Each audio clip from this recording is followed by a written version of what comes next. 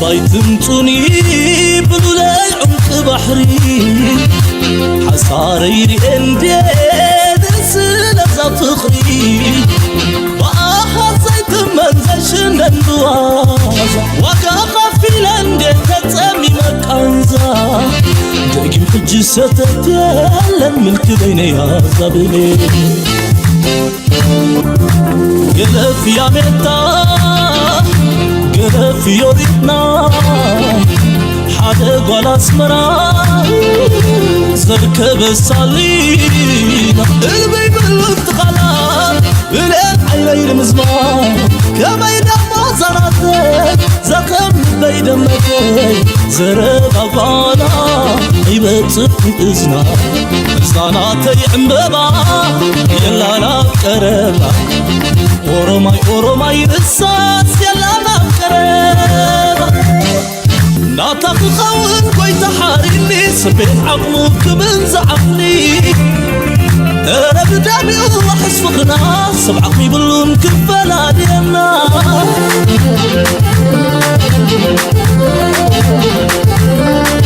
نسا مالي كبرتي زامد راويت جنتي بطبع بجخو كم زاد غلالي أفضراوي علمي ماني وربيو أبكني يستاح ملك المئة دفئي بالكندا زحب الله تمر بلي كم أملي كم تأملي نسايا والولي نسايا والولي نسايا والولي نسايا والولي سلام تخاتلتنا إذا channel كم يتخونوا صبوك تكونوا ناي وتر تمنيتنان بحقنانيو لومون كم وتروا بوانا أقداسن وانا ون زينان تنتنان حزنا لكم قريبنا لنا سام مغداتا سانا كتصنعوا بخبرن قدمكم لايك مقبار شير مقبار كم وتروا تساويتنايو توم كل جزيه كم تقبروا دما thank you نايلومي أزي أقداسن كم دما سفع زغون تحستي زلنا كم وتروا بتم عبيتي قدايات مغنجمر دهريو أبزوبانا زوم كم قبرنا بزعنا قرد مالو مجمر ياسك بزني جمر Last remaining nuclear arms control treaty between the U.S. and Russia expires on Thursday, tomorrow. With no replacement in place, both countries could be free to develop nuclear weapons without limits at a time when the world is seeing multiple international crises. There are worries that it could lead to a new arms race. Nuclear war, the doomsday scenario. Both the U.S. and Russia have enough nuclear. كم نريد لنا أمون جزين كلتا عبيت هجرات نويح عمتات سمع نيرو بفلا أب زمن باراك أوباما أبزنبر البريزيدنت أمون راشان أمريكان حدا سمع تبت هنير نسدما نيكولير نان proliferations بلوا وين نتزل لو نيكولير وعمي توسخ نخي قبرولو ترى داديوم نيرو مهنياتو عالمنا حدا قام مخانو سلزا آمنو إذا سمع زي أختيمو أبزن حدت معلتات ناي موداتا معلتاتو كبكعيو حد بحدش سمع دما كتكوو ولا قا ناي راشيا فلاديمير بوتين بتدقاقامي كحتن تسنحي كاب أمريكا زخون يخون ملسي توابهم سلزي إذا قدايزي أختيمو خمزة ليز نقر إذا مال الدمان تاي مالتيو نسمع يوم دهان Russia and the US are on the verge of withdrawing from the New START treaty, the last active agreement limiting their nuclear arsenal. In September last year, Russian President Vladimir Putin announced that Moscow was ready to adhere to the current restrictions for another year. انت واحد نحنت عمد نتيجة نبرس ممع بحنت عمد كنا وحلو نخل من قد انتلو بانا وجن أفدق كفوتيو بمبال بوتين علمنا كمون نامريكا أو عيد غير لانيرو أمريكا دونالد ترامب كن دخوم مقبار فتنا نايني كولر كجمر مخانو دحر مقلاتو سلازي اتقود داي كاب ما درو كلتين 14 نفس وكفن نيكولراوي أصوار اللون زمال الدماء عالمنا كندي جزي كمشة زغل مخاني زفلت سلازي السكة أغلب حجون توساخي كبتي نيكولراوي أصوار نكفريو مخانم اتقدم كاب كل زفر زلو دماتي أرمس ريس بلو هاللغز مالو حدا كابت حدا كي حمق أكندي أب نايتا تغرتي تكنولوجي كالي سيفيلاوي محلاتا زو علم عبالتا تقبر جنزب كان عبدخان نخالي كدمسس نزخل زبال كايو أسوار تراي أب مفراي مهنياتو سألاي خان تا يقبر كم زولو سلازي تفلت نسخة بزبر تأكد حيلي خات سعر بحفشا كتري كلا خدمة ነታ ዓለም ዝለዓለ ሓደጋ እዩ ዝኸውን ማለት እዩ so ነዞም ክልተ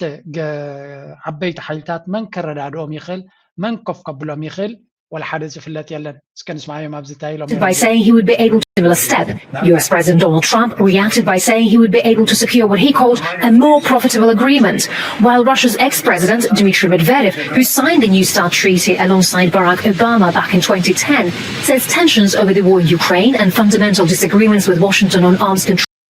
ምስቲ ብዙሕ ብዛዕባ ናይ ዘመነ ዶናልድ ናይ ባራክ ኦባማ ብዙሕ ክትዛረበሉ ትኽእል ሓንቲ ታዝበለፀት ዝገበራት ትበሃል ዝነበረት እዚኣ ምስቲ ናይ ሽዑ ናይ ራሽያ ፕሬዚደንት ዝነበረ ሜድቬዴቭ ብሓደ ተራኺቦም ኒኩለራዊ ዓቕምናቶም ኣብቲ ውድድርን ኣብቲ ካልእን ከይከዱ እንተተኻኢሉ መጀመርያ ዝኾነ ይኹን ሓድሽ ኒኩለራዊ ኣፅዋር ንኸየፍርዩ ምስ ግዜ ድማ እንተተረዳድዮም ነቱ ዘለዎም እናጉደልዎ ክኸዱ ነይሩ ትስምምዕ ዝኾነ ነዚ ስምምዕ እዚ ክሕልዎ ይከኣሉን ሕጂ ድማ ኣብቲ ድሕሪት ተመሊስና ኣለና ማለት እዩ ሰው ካብ ሕጂ ንድሓር ምስቲ ዘሎ ኩነታት ናይ ዩክሬን ናይ ካልእ ነፍሲ ወከፎም ሓይሎም ንምሕያል ክጓዩ ክፍትኑ እዮም ስለዚ እዚ ድማ ንዓለምና ሰይፍ Scenario. Both the US and Russia have enough nuclear weapons to destroy the world multiple times.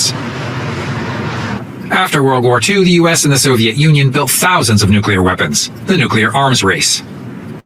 ሓደ ካብቲ እዚ ሕጂ በፅሕ ዘለናዮ ኩነታት ካብ ምንታይ ዝተፈጥረ እዩ እንድሕሪልና ኣብቲ ግዜ ዝሑል ኩናት ዝበሃል ዝነበረ ዓብ ምትፍናን ኣብ መንጎቶም ኣሜሪካ እናታፀቅዕን ከምኡ ድማ ሕብረት ሶቪየት እናታፀቅዕን ኣብ መንጎም ዝነበረ ምትፍናን ዝፈጠሮ ቅድድም ናይ ኣፅዋር ምዃኑ እዩ ዝንገር ስለዚ ኣብቲ ናይ ቀደም መስርሕ ተመሊስና ሕጂ እውን ኣብ ናይ ኣፅዋር ቅድድም እሞ ንዓለምና ዝያዳ ሓደጋ ክፈጥር ንዝኽእል ናብኡ ይውሰድ ከም ዘሎን በዚ ስምምዕ እዚ ኣኽቲሙ ከም ዝነበረ ይዝከር ኣብዚ እዋን እዚ ኒው ስትራቴጂ ነፍሲ ወከፎም ብዙሕ ኣፅዋር ሒዞም ከም ዘለዉ ዝዝከር ኮይኑ ንዓለምና ግን ስቃት ክፈጥሩ ዝኽእሉ እዮም ግደፉ ክብሎም ዝኽእል የለ ተጠወብሉ ክብሎም ዝኽእል የለን ሓደ ካብቲ ዝበሃል ዘሎ ኣብ መንጎ ሰለስቲኦም ብዙሕ ርክባት ይካየድ ከም ዘሎ እዩ ዝንገር ኣብ መንጎ ራሽያን ኣሜሪካን ጥራይ ዘይኮነስ እንኳላይ ምስ መን ኢኻ ትብሎ ምስ ቻይና እውን ዝግበር ዘሎ ቅድሚ እዩ ግን ወላ እውን ኣብዚ ሕጂ ዘለናዮ መድረኽ እቲ ዘሎ ዓውደ ኩናት እውን ጥዑም የለን እቲ ራሽያ ምስ ዩክሬን ትገብሮ ዘላ ኣሜሪካ ድማ ብኢድ ኣዙር ትሕግዞ ዘላ ማለት እዩ Talks between Ukraine and Russia and a non-starter at the outset. As talks began in Abu Dhabi earlier today, the Kremlin said that it will not end the war until Kyiv agrees to its terms. Those terms include giving up the Donbass, a strategic and mineral-rich region. Ukraine has already rejected the demand, saying it will not give up land that Russia has not even captured. ካልእ ብካልእ መዳይ ክንሪኦ ከለና ድማ ኣብ መንጎ እዚኦም ክልተ ሓይልታት ዘሎ ኣብ መንጎ ራሽያን ዩክሬንን ዘሎ ኩናት ብዝኸፈ መልክዕ ይቕፅል ከም ዘለዎን ወላ እኳ ኣሜሪካ ኩሉ ዓይነት ፈተነታት ትገብር እንተላ እንኮላይቲ ኣብ ኣቡዳቢ ዝካየድ ዘሎ ድሕሪቲ ናይ ኣብ ዳቮስ ዝነበረ ስምምዕ ቀጥታዊ ርክብ ኣብ መንጎ ራሽያን ዩክሬንን ብሽምግልና ናይ ኣሜሪካ ኣብ ኣቡዳቢ ዝተካየደ ካልኣይ ገፅናቱ እውን ይራኸቡ ከም ዘለውን ግን ክሳብ ሕጂ ጭቡጥ ዝኾነ ፍረ ክገብር ከም ዘይከኣለን ናይ ራሽያ ጠለብ ድማ እቲ ትደልዮ ዘላ መሬት ግድን ክትወስዶ ከም ዘለዋ ንዑ ምስ ወሰደት ጥራይቱ ኩነታት ነበቲ ቅድመ ኩነት ራሽያ ትደልዮ ዘላ እምበር ካልእ ዓይነት ኩነታት ክትቅበል ድሌት የብላን ዩክሬን ድማ ብጀካ ተታሒዙ ዘሎ መሬት ካልእ ንእሽተይ ስጉምቲ እውን ካብቲ ተሪፉ ዘሎ መሬት ኣይንህብን ኢና ዝብል መርገፂ ኢና ንሰምዕ ዘለና ስለዚ ኣጋይን ኣሜሪካ ኣብዚ እውን እንተኾነ ዝኾነ መዕለቢ ከተብፅሕ ኣይከኣለትን ኣላ መዕለቢ ስለዘይተበፅሖ ድማ እዚ ጉዳይ እዚ መመሊሱ እናበኣሰን እናተበላሸወን ዝኸይድ ዘሎ ኩነታት ኢና ንርኢ ዘለና ናው እቲ ተዛርብ ዘሎ ከም ንሪኦ ዘለና እዚዩ ንእሽተይ ክፋል እዩ ስለምንታይ ኣብዚ ክረዳድኡ ዘይከኣሉ ራሽያ ዝኩሉ ሒዞም ከለዉ ንብል ኣለና ምክንያቱ በቲ ሓደ ሪሶርስ ፀጋታት ብብዝሒ ዘለዎ ይበሃል በቲ ካልእ ድማ ክንዲዚ ዝኣክል ተዋጊእካ ዕላማኻ እንተዘይሃረምካ ኸ እንታይ ትርጉም ኣለዎ ዝብል ፍርህሎም ኣብ ልዕሊ እውን እቲ መፍትሒ ክግበር ዝኽእል ዝበሃል ዘሎ ንዩክሬን እንታይ ጌርካ ኢኻ መፍትሒ ክትብ እንታይ ሕድገት ክትገብር ክትክእል ኣለዋ ራሽያ እቲ ሕጂ ተዛርቦም ዘሎ ክገርመኩም ረይወታ ብጫ ዘላ ካብቲ ዶንባስ ዝበሃል ብምሉ ንዑ ጠርኒፍና ክንውዲ ኢና ኣብ ዝብልሉ ዘለዉ ራሽያ እታ ተሪፋቶም ዘላ እታ ብጫ ክፋል ጥራያ ስለዚ ነዚኣ እንድሕሪ ኮይኑ እዚ ብፍላይ ብወገን ዩክሬን እንተኮይኑ እዚ ኩሉ መሬት ከይድዎም ከሎ እዚያስ እንታይ ክትገብረሎም ብወገን ራሽያ ድማ እዚ ኩሉ መሬት ሒዞም ከለዉ እዚኣ እንታይ ክትገብረሎም ክትብል ትኽእል ኢኻ በተይ እዚ ቀሊል ኩናት ከም ዘይኮነ በዚ ኢና ንርኢ ዘለና ብዝኾነ በዚ ኮይኑ በቲ እቲ ኩነታት እናኸፍአ እናተሓላለኸ ይኸይድ ኣሎ እዚ ከምዚ ኢሉ እናሃሎ ከሎ ኣብ መንጎ ራሽያን ኣሜሪካ ኣብ መንጎ ቻይናን ኣሜሪካ ዶናልድ ትራምፕ ምስ ቻይና ተራኺቡ ነይሩ ከምኡ ድማ أمون راشان ቻይና ድማ ተራኺቡ ነይሩ ሰለስቲኦም ዝተፈላለየ ርክባት ይገብሩ ኣለዉ ንምንታይ ዕላማ እንድሕሪልና ድማ ንስማዕ ኣብዚ ግን ቅድሚኡ ትርክባት እውን ምስቲ ካልእ ዘተሓሕዝ እውን ኣለዎ ስለ ዝብልዎ ዘሎ ሜይቢ ኣብቲ ካልእ ቶፒክ ክንሰግር እዚ በዚ ወገን ኣብ ከቢድ ዝኾነ ወጥሪ ኣብ ዘለወሉ ግዜ ብካልእ መዳይ ክንርኢ ከለና ድማ there is this story ካብ መዓልቲ ናብ መዓልቲ መልክዓቱ እናቐየረ ዝኸይድ ዘሎ እዚያ ንስማዕ እያ The countdown is on. Iran and the US are set to hold nuclear talks on Friday. But the lead-up is anything but normal. Drones are being shot down, tankers are being targeted, firepower is being assembled. It almost looks like a make-or-break moment. If you make a deal... بحبش أمونغو أمريكان إيران لما قال تي ما أسكوني جمر خون زكوينات زبالة لزل مدرخي أبزون انتخونه بزح مدلهواتي قبر كم زلون ولو كا أمريكا مصر إيران كزرار بدلية تبل انتلاقن تريو زلا من قصقاسات جن كتزرارب دي تدل زلا ويس نجري تدل زلا نمبال كمان غلكا مخنياتو سلامتايكم نبلا لنا لان كان كلتا اقات اميتات اقات ايمان اللوا زياتن دما حنت كم دنيشتاي نجر تكونتات كبارعو كم زغل بفلاي امامتانا يتقداي بوغن امريكا خمريو خلنا قليل كم زي كوني After the U.S. shoots down an Iranian drone approaching an aircraft carrier in the Arabian Sea. Just hours later, the Pentagon says Iranian armed boats threatened a U.S. tanker, but thankfully U.S. air defenses were able to de-escalate the situation. And all this comes just days before planned nuclear talks between the U.S. and Iran. Lucas Tomlinson joins us. كم ريز لنا أبزي كلتا بوتاتات كم تري وزن لهم مجمريا سنة لك ريكم إذن ريز لنا أمريكا أزي سفيز هنا وتدرى عقمي بفلا حيل بحرناتا قبل على تب أبزع بوتاتات زلوهم وتهدرات معسكرات أبز بوتاتات زي جيف زغنا حيل بحر قريبالا إيران أبفتق جزيات أبفتق جزاء قينات تقبر زلا من قصقاسات يكون لممدات أمريكا تاي تقول لا قصقاسنا هيكونات يتقبر زلا إيراني بلوالو عشرات كيلومتر تقعيزو أسوارات أبفتق جزاء قتيرو زلا حيل زي حنا في سمعوا ما it's just amazing أكمل عينة زبن نبر كم زلنا مجمرة دونالد ترامب تزاريب نيرو مسمعوا. And we'll see if something's going to be done. They had a chance to do something a while ago and it didn't work out, and we did Midnight Hammer. I don't think they want that happening again, but they would like to negotiate. We are negotiating with them right now. Yes. So, and those negotiations are going to happen on Friday. Steve Witkoff, Jared Kushner among that party for the United States. Here's what's happening in the last 24, 48 hours or so. You got Iran here in the middle. هجي دونالد ترامب تاي قبر تانيحو كم دريو زلنا أم قد محجي زرباك نزراربينا نابلنا كم تزدل لو تصلوا زي قبرو سقم توشينا لهم حجون كنزراربينا تسفان قبر كاب تزحلفة ماهيروم كخونو تدي اللقن زي تعرف كنات كلهم زخلوني نقرالو سلازي تزرر بيكايد على ويون مدلاواتي قبر على يبلو بتخالق قصد ما قد جف زخون وتهدروش وهذا قريبهم سلازلو دارقا انت ديت نحن زبلناكم تدي غيركم كوينات يدمصكم زليهم زبلهم زلو هجي اتزربانا امريكا خطري لكم ابي انت عينت فتنا يقاطم الله لهم يزاربلو لسن ايران ابيلا سعودي ابيلا تري والله ما بذكرتها سلازي حيل بحيلهم أبي قريبهم له أبي كتسجم أقات يميلهم يخصل. Here in the Arabian Sea, because just yesterday you had two incidents that involved the U.S. naval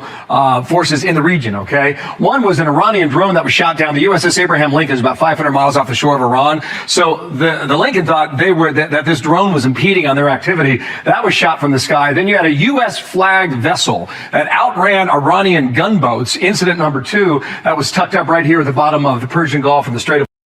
حجنتا يتبل زلو كلت عينت حدقاتات أقات إمامني رامي زبل زلو أتحادة حمشت ميتي مايلس يبلولو مبي لسه شو حتى ميتي ويجلا كيلومتر كون غليو كاب كامريتنا إيران مالتيو رحي قوم أبزنا برولو نا إيران درون كتنكساقس كالاري يوما حريمنا يابلولو نابتي أبراهام لينكولن بهذا الله عباي مركبنا كويناتنا باقزات خي كم زنبرتن بعلوم تي بناتهم حيل غيرهم كم زحرموان كان لما حنتي مركبناتهم لما بتكبابي قريبه خلا فزخونه حدقا كم زغاطما ግን حدقا مغጫው ዘይኮነ ፈተናታት كم ዝነበረ ስለዚ ኒ ኢራን አባዝ ደገገዞም መጽዮም እዮም ዝተናኸልዎም ዘለው ዝፈታትንዎም ዘለው ነገር ዘልይዎም ዘለው እዚ ድማ እቲ ዘገርም ኣብ ዓለም ዜና ይዚ ናይ ኢራን ድሮን ንኣሜሪካ ክትሃርማ ፈቲና ይዝብል ዘሎ ላይክ ኣብ ካንሸሎ ገዛኻ ተፀጊዑ ከፊሉ ንስኻ ክትንቀሳቀስ ከለኻ ዝኾነ ዝገበርካዮ ወላውን ትሬኒንግ ክትገብር ከለኻ ቡ ስለ ዝመፃካ ንዓይ ክትሃርመን ደልያ ይብላ ኣሎ በዚ ዓለምና ከመይ ዓይነት ኣተሓሳስባ ከም ዘሎን እቲ ሚድያ ድማ ንፃዕዳ ከመይ ገይሩ ጸሊም ገይሩ ከም ሪፖርት ከም ዝገብር ንኽትርኢ ኢለ እዚ ነገር እዚ ኣብቲ እንታይ ኢኻ ትብሎ ርሑቕ ቦታታት ውቅያኖሳት ኣብ ህንዳዊ ውቅያኖስ ወይ ኣብ ህንዳዊ ውቅያኖስ ዘይኮነስ ኣብ ርሑቕ ቦታታት ሃገራት ዘይርከባሉ ኣብ ከባቢ እንደዘጋጥም ነይሩ ሕራይ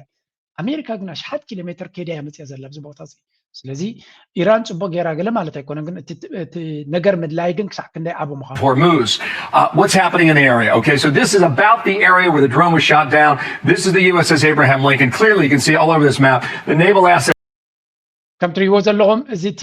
ቀሪቦሞ ዘለዉ ኣፅዋር ምዃኖም ኣበይ ቦታ ከም ዝተሃረመትን ክንምንታይ መራኽብ ቀሪቦም ከም ዘለውን ብኩሉ መንገዲ ኣብ ልዕሊ እቲ ኣብ ዑማን ዘለዎም ገጅፍ ወታደራዊ ኣብ ቀጠር ዘለዎም ኣብ ስዑድያ ዘለዎም ኣብ ኢማራት ዘለዎም ኣብ ዑማን ዘለዎም ከምኡውን ንላዕሊ ከስካኒ ጆርዳን ዘለዎም ኣብ ኩዌት ዘለዎም ኣብ ካልኦት ኩለን ሃገራት ዘለዎም ቤዛት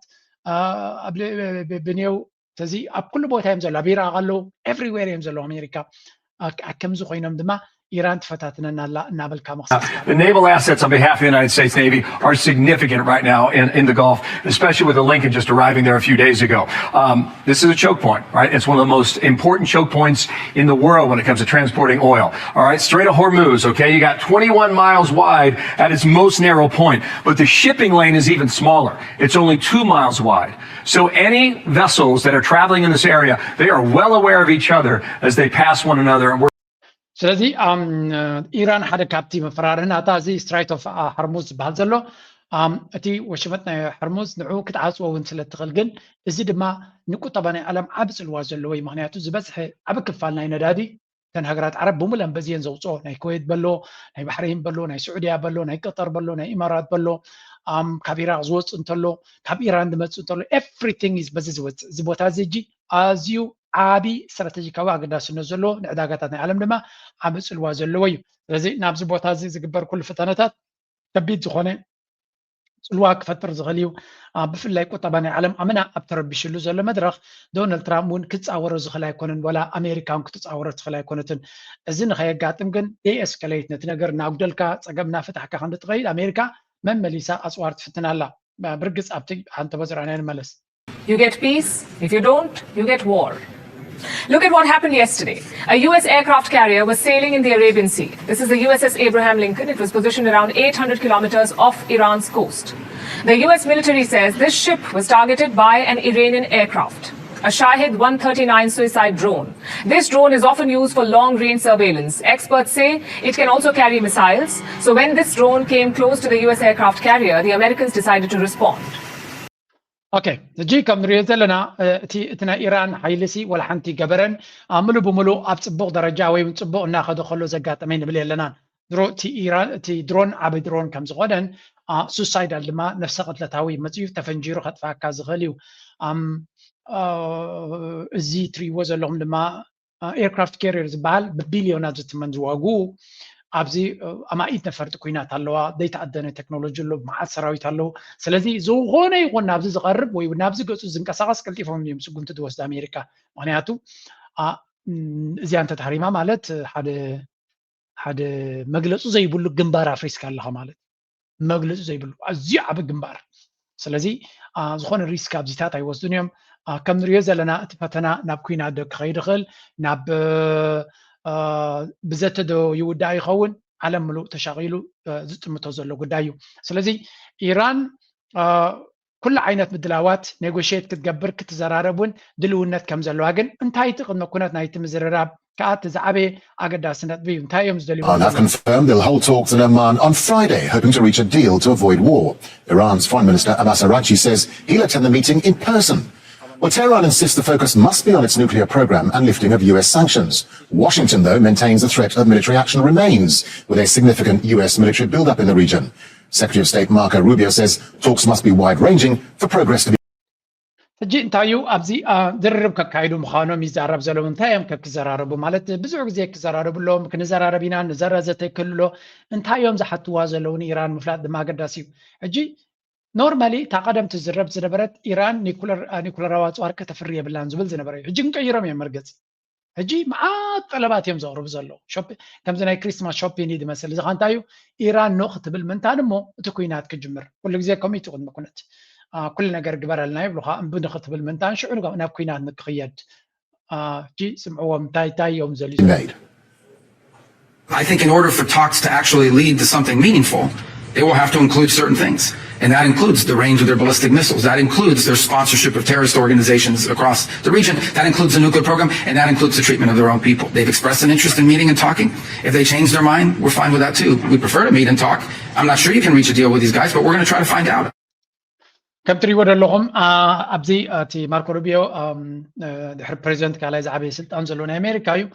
بزح نجار يمكن زارب نخلي بحكي وتصيد زلو زرب تقاوم تقينو بزعباتي باليستيك ميسايل نا ميسايل بروجرام ناتهم رحكات ناتو عاقم ناتو كن زرارب لنا بزعباني كل رواق مفراي ناتهم كن زرارب لنا بزعباتي أبكال حيلة أبكال هجرات كيدو من بروكسي كم بالحوت ديو حزب الله ديو نخالوت تقوى زلو زعبون كن زرارب لنا بزعباتو سلام وصل فز نزجبر زبد جبروا زلو سقطلوا زلون كن زرارب لنا أبز كل النبتات كن ردادا نخلينا خنبلاي نخلينا قلت لي ترى ردادا ما كلام نقدله وجي ويبحيلون على مالتي تخونا جن كن زرارب كم فتنينا زبل هارد لاينريو أبت قدايتي ترير زخنا مركز زلوا دونالد ترامب إذا حشة أب كوينات ورا كوينات سبزي مرة يو كوينات أديكتد كابتم نيو كانس بحالو نايتهم وجن ورا وجن إسرائيل دم بيلا جرام زحزويو سلزي كم تري وزر لهم دونالد ترامب يحيش كاونا باب كوينات دونالد ترامب نزو كنتات زي بخمي يتمتلون دحريلنا دما مجمريا مس تشاينا ركبا كايدو نيرو National situation, considering the growing turbulency, the foreign policy relations between Moscow and Beijing is an important stabilizing factor. We are ready to كم رياض لنا أبزوان زي أبزن زحلفا سلسة معتات هذا استفل عليه ركبات كجبر ترى يسدما بوتين مس بريزنت بوتين تراقيبهم شركة ناتو من محزنة ناتو من لعلكم زلوا قلنا دما دونالد ترامب ناب تشاينا دويلو مس بريزنت شي كم تراقبه بعلو أب سوشيال ميديا حبير نيرو سلازي تركب نمنتاي علامة يقبرالو تشاينا دماك سلم تايمز كلت يوم حيلتها تراقبه لا نزبل دونالد ترامب مس تشاينا تراقيبون تايجرو I have just مس بريزنت ناي تشاينا تراقيبه تزراريبه مس بريزنت شي مالتي نوحن عمقو زلو زربن كم زكاده بزح عقد السنة بتاعت كنزرارب لهم كيلنا نابنت نقدي تزراريبنا ميليتري وتهدراوي كايدا مالتيو كمو ناتي قعزو أو 4 بيلون تشاينا خيد مخانو بتعمي تمسيتو ويقول بدستا يتصبيو كم زلون قال يسألو بقداينا تايوان كم تزراربو كمون تكويناتنا يوكرين راشان كم تزراربو أتكوناتنا إيران من كم استنكفوه بزعبا ندادك كجزولو زخولو كاب نا فنزويلا ندادي شطو وصلو زلو أمريكا كابو جزولو زخولو كمون the purchase of oil and gas by China from the United States قبل علتي خلت جزولنا زلهم ندادناتنا وكنت جزولنا لكم زبل حتوتات مالتيو the consideration by China of the purchase of additional agricultural products كمرمات وساخي كم زي سويا بين سكالز بهالدما نخجزولنا بزعبا زخول تزراريبنا مراحنا كندا ني تشاينا تزراريبو ندخ قبر تدلي مراحنا يوكي ني تشاينا خيرب نقدنا هاجرهم كقبرون تدليو وش لا خاتم فرحاتن شجر كتفطريق ما حدا جنيا سجمتي بلا مالو نسجم بعلو قصالي ما براب عيتدي حمشاي غزيو ني تشاينا نتدواوله باكالون خيد مخاني نغرالو ናይ ኣሜሪካ ምስሉይነትን ኣነ ድሌት ይገብር ስኻግን ድሌትካ ንረብሓኻ እውን ክትገብር የብልካን ዝብል ኣካይዳ ብግልፂ ንሪኦ ኣለና ሃገራት ኤሮፓ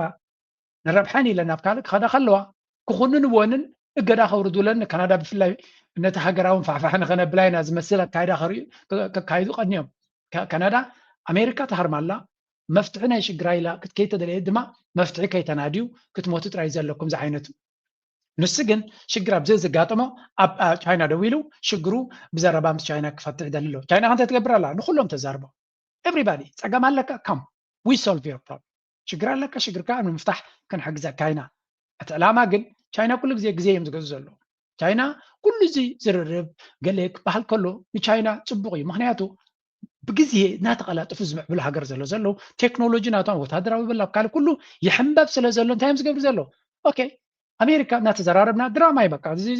أنا ونقطة بانا مزراب صبوي نبدو صبوي شركنا صبوي سلازي እዚ ግዜ ካስለ ዝገዛልና ቁጠባና ናሓየለ ስለ ዝኸይ ዘሎ ቴክኖሎጂናትና ዓቕምናትና ነበርትዕ ኸይ ስለ ዘሎ ምስ artificial intelligence robotics ድማ ዝያዳ ክንጥቀም ንኽእል ነቲ ሕምባበናትና መሊሱ ክሓይለና ኽእል እዩ ኣሜሪካ ምስ ኩሎም ትበኣሳላ ትጎራፈጣ ኣላ ንዓና ድማ ከም መሓዙትና ንዓና ዝቐርቡና ወላቶም ቀደም ምስ ኣሜሪካ ኮይኖም ዝፀርፉ ዝነበሩ ኤውሮጳውያን እውን ናባና ይመፁ ኣለዉ ስለዚ ኣብዚ እውን እንተኾነ ብሓደ ክንከይድ ፅቡቕ ስጉምቲ ንዓና ነዚ ዘሎ ኩነታት ኩሉ ብህድኣት ክንፅበየና ምስ ራሽያ ዕምቆት ዘለዎ ሽርክነት ከም ዘለዎም እዮም ዛረቡ ክልቲኦም ናይ ቻይናን ናይ ራሽያን ምስ ኣሜሪካ ድማ እንካን ሃባን ሓይሊ ጥራይ ትድለዩ ድሌታትና እንተጌርኩም ምሳኹም ተሳኒና ክንከይድ ንኽእል ኢና ግን ንፑቲን ግደፍዎ ካብ ራሽያ ይትግዝኡ ገለ መለ እዚ ዘረባ እዚ ሸለል በልዎ ክህሉ ይክእልኒ ከምኡውን ኣብ ጉዳይ ናይ ኢራን እንታይ ይብሉ ኣለዉ ኣብ ጉዳይ ናይ ኢራን እውን ኩናት ንኸይግበር ክልቲኦም ራሽያን ቻይናን ፀቕጢ ይገብሩ ከም ዘለዉ ንዶናልድ ትራምፕ ዳግመ ግምት ንኽገብር ፀቕጢ ይገብርሉ ከም ዘለዉ እዩ ዝንገር ኣይሆፕ እቲ ፀቕጢ ናቶም ይሰርሕ ይኸውን ምክንያቱ ነቲ ክመፅእ ዝኽእል ኩናት ዝደልዮ ሰብ እውን የለን ከም ንሪኦ ዘለና ግን እዚኦም ሰለስተ ሱፐር ፓወርስ ብዙሕ ናይ ምውሳን ዓቕሚ ዘለዎም እዮም ወላ ብፍላይ ዶናልድ ትራምፕ ቁጠባ ናይ ኣሜሪካ እውን ፅቡቕ ስለዘየለ ካልእ መንገድታት ክቕይር ከም ዘለዎን ነቲ ዕዳጋታት እውን ረቢሽዎ ስለ ዘሎ ኣካይዱ ክቕይር ክኽእል ኣሎ ናይ ኢራን ኩናት ተወሲኽዎ መሊሱ ክርብሾ እዩ ስለዚ በቲ ሓደ ድማ እምቢ ከይብል ድማ እስራኤል ኣብ ጎረሩ ጠጠው ኢሎም ከም ዘለዉ ፍሉጥ እዩ ስለዚ ኣብ መንጎ ዝተፈላለዩ ነገራት ተቐርቂሩ መፍትሒ የናድር ከም ዘሎ ኢና ንርኢ ዘለና ንሕና ድማ ነቲ ኩነታት እናተኸታተልና ትርጉም ናቱ ናበይ ገጾም ክኸዱ ክእሉ ኔክስት ስቴፕ ናቶም እንታይ ክኸውን ይኽእል ክንሪኦ ክንፍትን ኢና ቀሊል ዘይኮነ መድረኽ ኢና ዘለና ግን ብሓፈሻ እዚ ኣብ ዓለምና ኣብ ታሪክ ከምዚ ዓይነት ምትፍናናት ሳሕቲ ዝርአ ናብ ዝሑል ኩናት ካብ ዝሑል ኩናት ድማ ናብ ዝለዓለ ረስኒ ዘለዎ ናይ ዝሑል ኩናት ኢና ንኸይድ ዘለና ምክንያቱ ኣብ ዝሑል ኩናት ክልተ ሓይልታት እዮም ነይሮም ሕብረት ሶቪየትን ኣሜሪካን ጥራዮም ነይሮም ኣሜሪካ ድማ መዓዝ ዘርአያ ነይሮም ሎሚ ቻይና ዝበሃል ኣሎ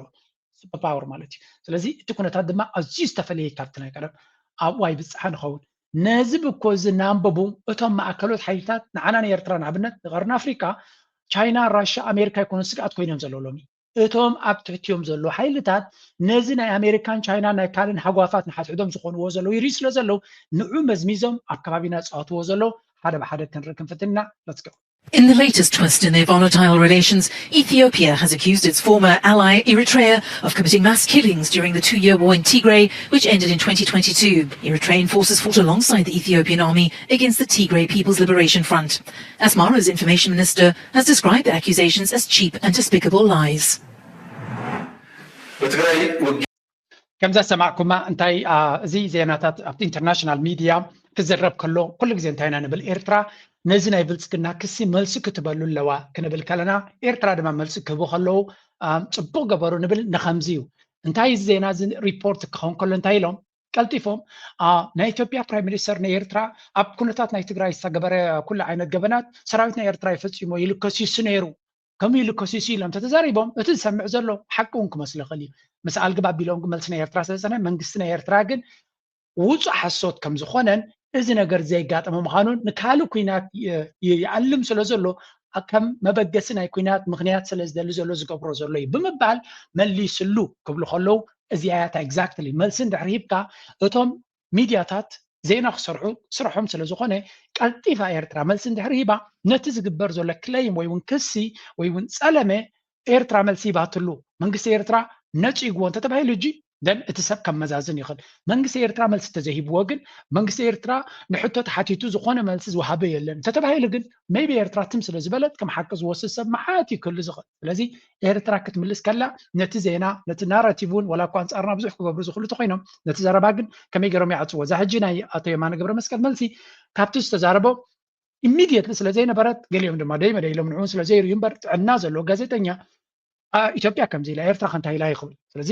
ኣብ ሚኒስትር ሓበሬታ ናይ ኤርትራ ተወኪሶም ክሪኡ ከለዉ ድማ እቲ ሓበሬታ ምህላው ኣገዳሲ እዩ ዝኾነ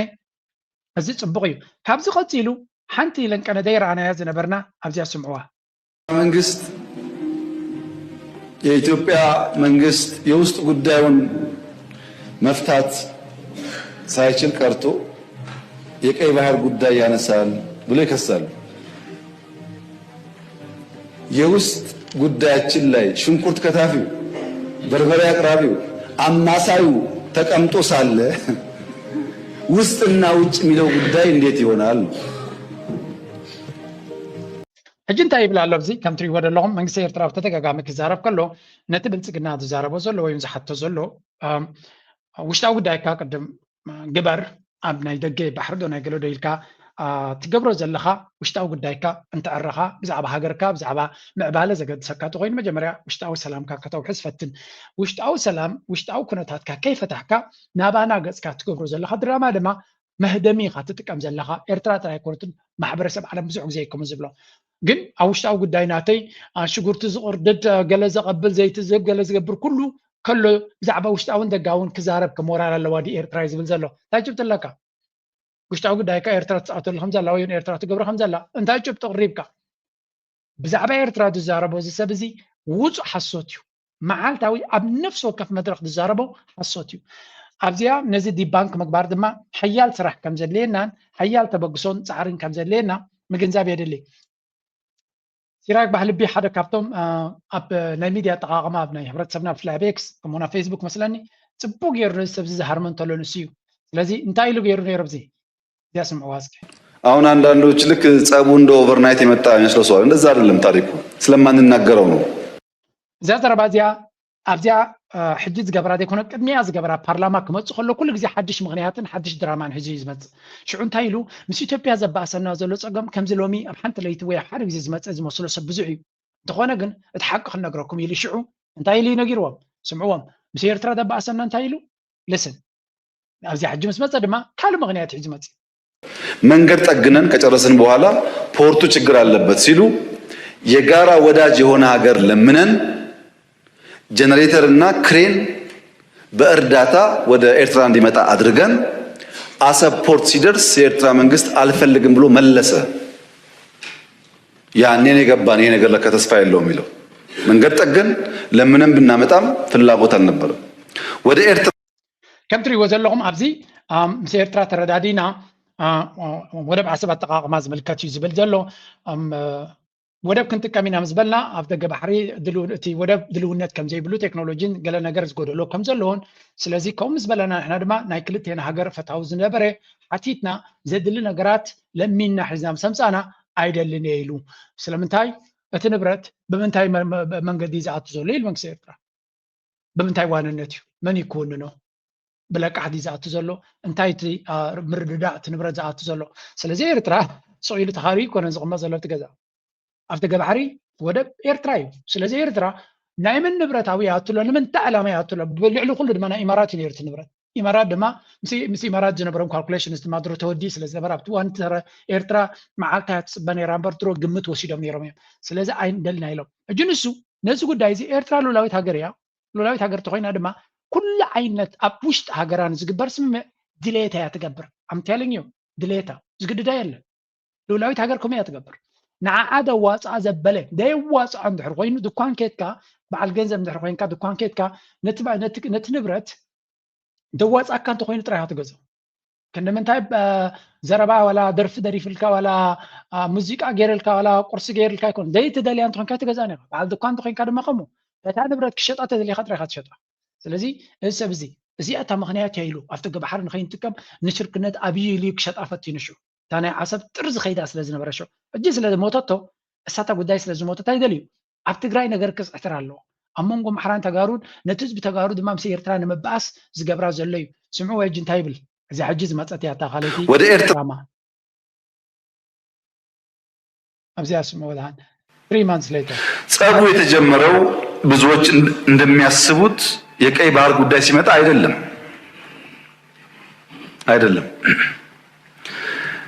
በትግራይ ውጊያ ሲጀመር የመጀመሪያው ዙር ውጊያ ሽሬ ካስለቀቅን በኋላ የኤርትራ ጦር ከኋላ ኋላ ተከትሎ ሽሬ ገብቶ የአንዳንድ ሰዎችን ግለሰቦች ቤት ማፍረስ ፎቅ ማፍረስ ሲጀምር ጸብ ተጀምሯል። ከምዚያ ንሪኣ ዘለና እዚኦም እቲ ነገራቶምን ተንኮላቶምን ካብ መዓልቲ ናብ መዓልቲ እና ተጋህደልና እንዲ ድመፅእ ዘሎ ሕጂ ድማ ትፀገም ብትግራይ ወገን ድመፅእ ዝነበረ ከም ዝኾነ ኣብ ኩናት ናይ ትግራይ ብዘጋጠመ ኩነታት ዝመፀ ሽግር ከም ዝኾነ እዩ ዝነግር ዘሎ ነዛ ድራማ እዚኣ ሓንቲ ካብ ተጋሩ ዝመፀ ዘረባ ኣላ እዚኣ እውን ኣገዳስነት ክህልዋ ኮይኑ ይስማዓኒ ምክንያቱ ኤርትራ at some point ክትምልሶም ዘለዋ ነጥብታት ኣላ እዚያ ጉዳይ give me a second. ሕጂ ከም ትሪእዎ ዘለኹም ነቲ ፀገምን ተንኮልን ናብ ኤርትራ ከልግቦ እንዲድፍትን ዘሎ ግን ገለ ካብቲ ቀደም ኣብቲ ግዜ ኣብቲ እዋኑ ኣብ ትግራይ ኩናት ክካየድ ከሎ መን እዩ ንሕማቕ ተንኮላት ዝዛረብ ዝነበረ ካብ መዛግብቲ ታሪኽ The Prime Minister also said, and I quote him here, "We will bury this enemy with our blood and bones and make the glory of Ethiopia high again, calling on citizens to take up arms and, quote, bury the terrorist TPLF." This is very heavy rhetoric from a leader. And it doesn't sound from that as if there is any room for... ስለዚህ CNN ዝበሎ ኣብቲ እዋን ከም ትሪእዎ ዘለኹም መጀመርያ በተደጋጋምን ህዝብና ኣብዚ ተኸታተልቲ ናይዚ ቻነል ንነግሮ ጀኖሳይድ ክትብል ነህር ኮይንካ ኢንቴንሽን ክልሎ ሓደ ሰብ ህልቂት ፈፂሙ ክትብል ኮይንካ ህልቂት ክፍፅም ከም ዝደሊ ንዑ ዝነግር ፕሮፓጋንዳ ክልሎ ከምኡ ኢሉ ክዛረብ ከሎ ዝተመዝገበ ጭብጢ ክህሉ ክኽእል ኣለዎ ምክንያቱ ሰብ ወተሃደር ህልቂት ዝፍፅም ቅድም ካብ መርሕነት እዩ ዝንገሮ መርሕነት ኣብዚ እንታይ ይብላ ኣሎ ንፀላይና ብደምና እንዳፅምትናን ጌርና ክንቆብሮ ኢና ነፍሲ ወከፍ ኢትዮጵያዊ ድማ ብረት ካልዕል በትርኻ ዲኻ ሒዝካ ነዚ ፀላኢ እዚ ንምቕባር ተበገስ ኢሉ ነይሩ መን እቲ ፀላኢ ኣብ መንጎ ህወሓትን ህዝቢ ትግራይን ፍልልይ ኣይነበረን ኣብቲ እዋን እቲ እዚ ዘረባ እዚ ይብለኩም ኣለኹ ካብ ኤርትራ እንተዝወፅእ ነይሩ መራሕና ኤርትራ እንተዝብሎ ነይሩ ናይ ወፃኢ ሃገር ፅቡቕ ኣይኮነን ስብል ሕማቕ እዩ ከም ገበን እውን ክቁፀር ዝኽእል እዩ ኤርትራ ግን ካል ሃገር እያ እዚ ግን ንህዝቡ እታ ትግራይ ትበሃል ኣካሉ እያ ስለዚ ኣብ ውሽጡ ህዝቡ ነቲ ካልእ ክፋል ህዝቡ ምስ ዘሎ ነቲ ካልእ ንክድምስስ ብግልፂ እዛ ዘረባ እዚኣ ምፅሓፈ ፌስቡክ ሲ ኣመና ሓደገኛ ዘረባ ንካልኦት ክፀሉ ዝኽእል ምዃኑ ስለ ዝፈለጠ ነዛ ፖስት ናቱ ደሊት ገይርዎ ፌስቡክ ምክንያቱ ጀኖሳይድ ከተሰብያ ኢሉ ስለዚ ክንዲዚ ዝኣክል ጭብጢ ዘለዎ እዩ ከመይ ገይሮም እዮም ተመሊሶም እጂ ሰራዊት ናይ ኤርትራ ሕማቕ ዝፍፅም ነይሩ ዝብል ንሰራዊት እኮ መርሕነት ይቀድም ዝነግሮ መርሕነት ድማ ከም ትሪእዎ ዘለኹም ብንፁር ሕማቕ ንክገብሩ ኣበጊስዎም ከም ዝነበረን በዓሉ ኣበጊስዎም ጎስጊስዎም ከም ዝነበረ ነታ ጋዜጠኛ ፅቡቅ ጌራ ትምህራ from a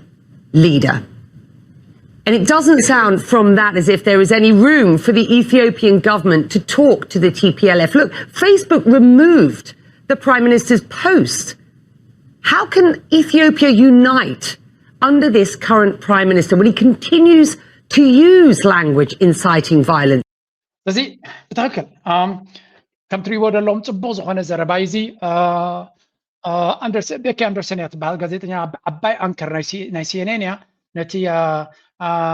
በላ ቢልየን ስዩም ትበሃል እታ ናቱ ፕሬስ ሰክረተሪ ድያ ወሬቨር ያ ፕሬስ ሰክረተሪ ናቱ እያ ሓንቲ ካብቶም ፀረ ኤርትራ ምዃና እውን ዝንገረላ እዩ ነዚ ኩሉ ኣብ ሆርን ሪቪው ዝፅሓፍ እውን ኢደ ኢድ ከም ዘለዋ ዝንገር እዩ መልሲ የብላን ፈጠጥ ፕራይም ሚኒስተር ዝኣክል ከምዚ ክብል ከሎ ንሓንቲ ሃገር ክሕብራ ይክእልኒ ተመሳሳሊ ቋንቋ ድማ ኣምሓራ ይጥቀመላ ኦሮምያ መዓልታዊ ክፀርፎም ይውዕል ኣሎ ስለዚ ከምዚ ንዝብል ሰብ ከመይ ጌርካ ሸለል ኢልካዮ ክትሓልፍ ትኽእል ንምባል እዩ እንተቲ ስርቂ ሰራዊት ኤርትራ ዝሰርቕ ነይሩ ዝበሎ ድማ ካብ መዓልቲ እዚ ጭብጥታ እዚ ሰነድ ኮይኑ ክቕመጥ የዘም ትግራይ እናቶች ሙተዋል እናቶች እንዳልነበር ሆነዋል ተደፍረዋል ህፃን ሙተዋል ቄሶች ሙሉ ሀብት ንብረት ሙሉ ጥቅልል ብሎ ወጥቷል ፎቅን መንቀሳቀስ ስለማይችል ነው ፎቅና ምናምኖች ይቀሩ መንቀሳቀስ የማይችሉ ነገሮች ብቻ ነው እና ዛፎች መንቀሳቀስ የማይችሉ ነገር ብቻ ነው ይቀር ትግራይ ውስጥ ሌላው ነገር በሙሉ አመራር በእኛ ስም ይሄን ሬንጀር በለበስ በእኔ ስለብስ በለበስ ነው በእኛ ስም እየወጣ እንዳለ ትግራይ እንዳልነበር ሆናለች ማለት ነው ወጣ ስለዚህ እዚ ወታደር ናይ ብልጽግና ዝነበረ እዩ ናይ ሰራዊት ናይ ኢትዮጵያ እዩ ኣንስቲ ተደፊረን መዓት ገበናት ይፍፀም እቲ ገዛውቲ ድማ ሃብቲ ድማ ብጀካቲ መንደቕ ናይ ተፈላሶ ክትነቕሎ ስለ ዘይትኽእል እምበር ኩሉ መራሕትናትና ሰሪቆም ዘሚቶም ወሲዶም እዮም ኣሚን እዚኦም ባዕሎም ይነግርዎም ኣለዉ እቲ ዝርቂ ድማ ንቡር ነገር እዩ ዶኩመንት ድማ እዩ ስለዚ ኤርትራ ድማ ዝኣክል ጭብጢ ከተውፅእ ክትክእል ኣለዋ ፅኢልካ ኣብዚ ንመዓስ ክኸውን እቲ ጭብጢ ተታሒዙ ዘሎ ኣወል ስዒድ ከም ዘሎ ጭብጢ ይነግር ነይሩ Please tell the world. I really hope أول سعيد بزعبة زي أكل حبريتا كوتس مغنياتو سقطان عنا حدا جاي بزي قبرناين زي قبرناين شجر كمت أنا صغيرنا هنريا بلنا نيش تيمت حزت رايزد لي أبي أحمد زي عجز أنا يا نتقرأ أنتي وازلو ኩናት ንክጅምር ምክንያት ክትኮኖ ስለትኽእል ህዝበይ ተጨፍጭፍዩ ከምዚ ተገይሩሉ እዩ ልውላውነተይ ተደፊሩ ነይሩ ገለመለ ዝብል ኣርእስቲ ካብታ ናይ ባሕሪ በታ ባሕሪ ኩናት ክጅምር ከምዘይክል ዕድል ስለዝኸልዎ ዘይከውን ነገር ወላ ሓንቲ ነገር ምክንያት የብልካን ብውግእ ዘኽፍት ስለዝበልዎ ካልእ ድራማ ይከናዲ ናብኣ ድማ ከይድ ምዃኑ ዝንገር እቲ ፅቡቕ ነገር እንታይ እዩ ኣብዚ እውን ነቲ መልሲ ናይ ኤርትራ ብዝምልከት ኣብዚ ቢቢሲ ዝበልዎ ንእሽተይ ክንሰምዕ እዋን ኩናት ትግራይ ግፍዕታት ከም ዝፈፀመ ምክሳሱ ስዒቡ ሚኒስተር ዜና ኤርትራ መግለፂታት እቲ ቀዳማይ ሚኒስተር ኣብ ልዕሊ ኤርትራ ክውሰድ ንዝሕሰብ ሓላፍነት ዝጎደሎን ስውር ናይ ኩናት ኣጀንዳ ምኽኑ ንምግባር ዝዓለመ ዝብል ምላሽ ይብሉ ቀዳማይ ሚኒስተር ኣብይ ኣሕመድ ነቲ ኣብ ደማዊ ኩናት ትግራይ መላፍንቱ ዝነበረ ሰራዊት ኤርትራ ሕጂ ንምንታይ ክኸሶ መሪፁ ላየን ጽጋብ ነተ በግፍዕታት ኣብ ትግራይ ዝተኻየደ ተሳቲፉ ዝበሎ መጀመርያ ከም መንግስቲ ባዕሉ ዓዲሙ ዘምጾ ስለዝኾነ ካብ ሓላፍነት ኣይምልጥን እዩ ድሕሪ ሓቂ ኮይኑ ዝብሎ ዘሎ እሱን ተሓታታ እዩ ማለት እዩ ካልኣይ ከዓ ኣብቲ ዋንቲ ይኹን ብሕሪኡ ቅድሚኡ ክበሃል ከዓ ዝነበሮ እዩ ሕጂ ክበሃል ከሎ ግን እታ ናይ ሕቶ ናይ ባሕሪ ብሕጊ ይኹን ብዝኾነ ዓይነት ኣዘራርባ ቅብልቲ ከም ዘይኮነት እንዳተረድኦ ስለዝመፀ ካልእ ምክንያታት ክደሊ ፀኒሑ ማለት እዩ ስለዚ ኣብዚ እዋን እዚ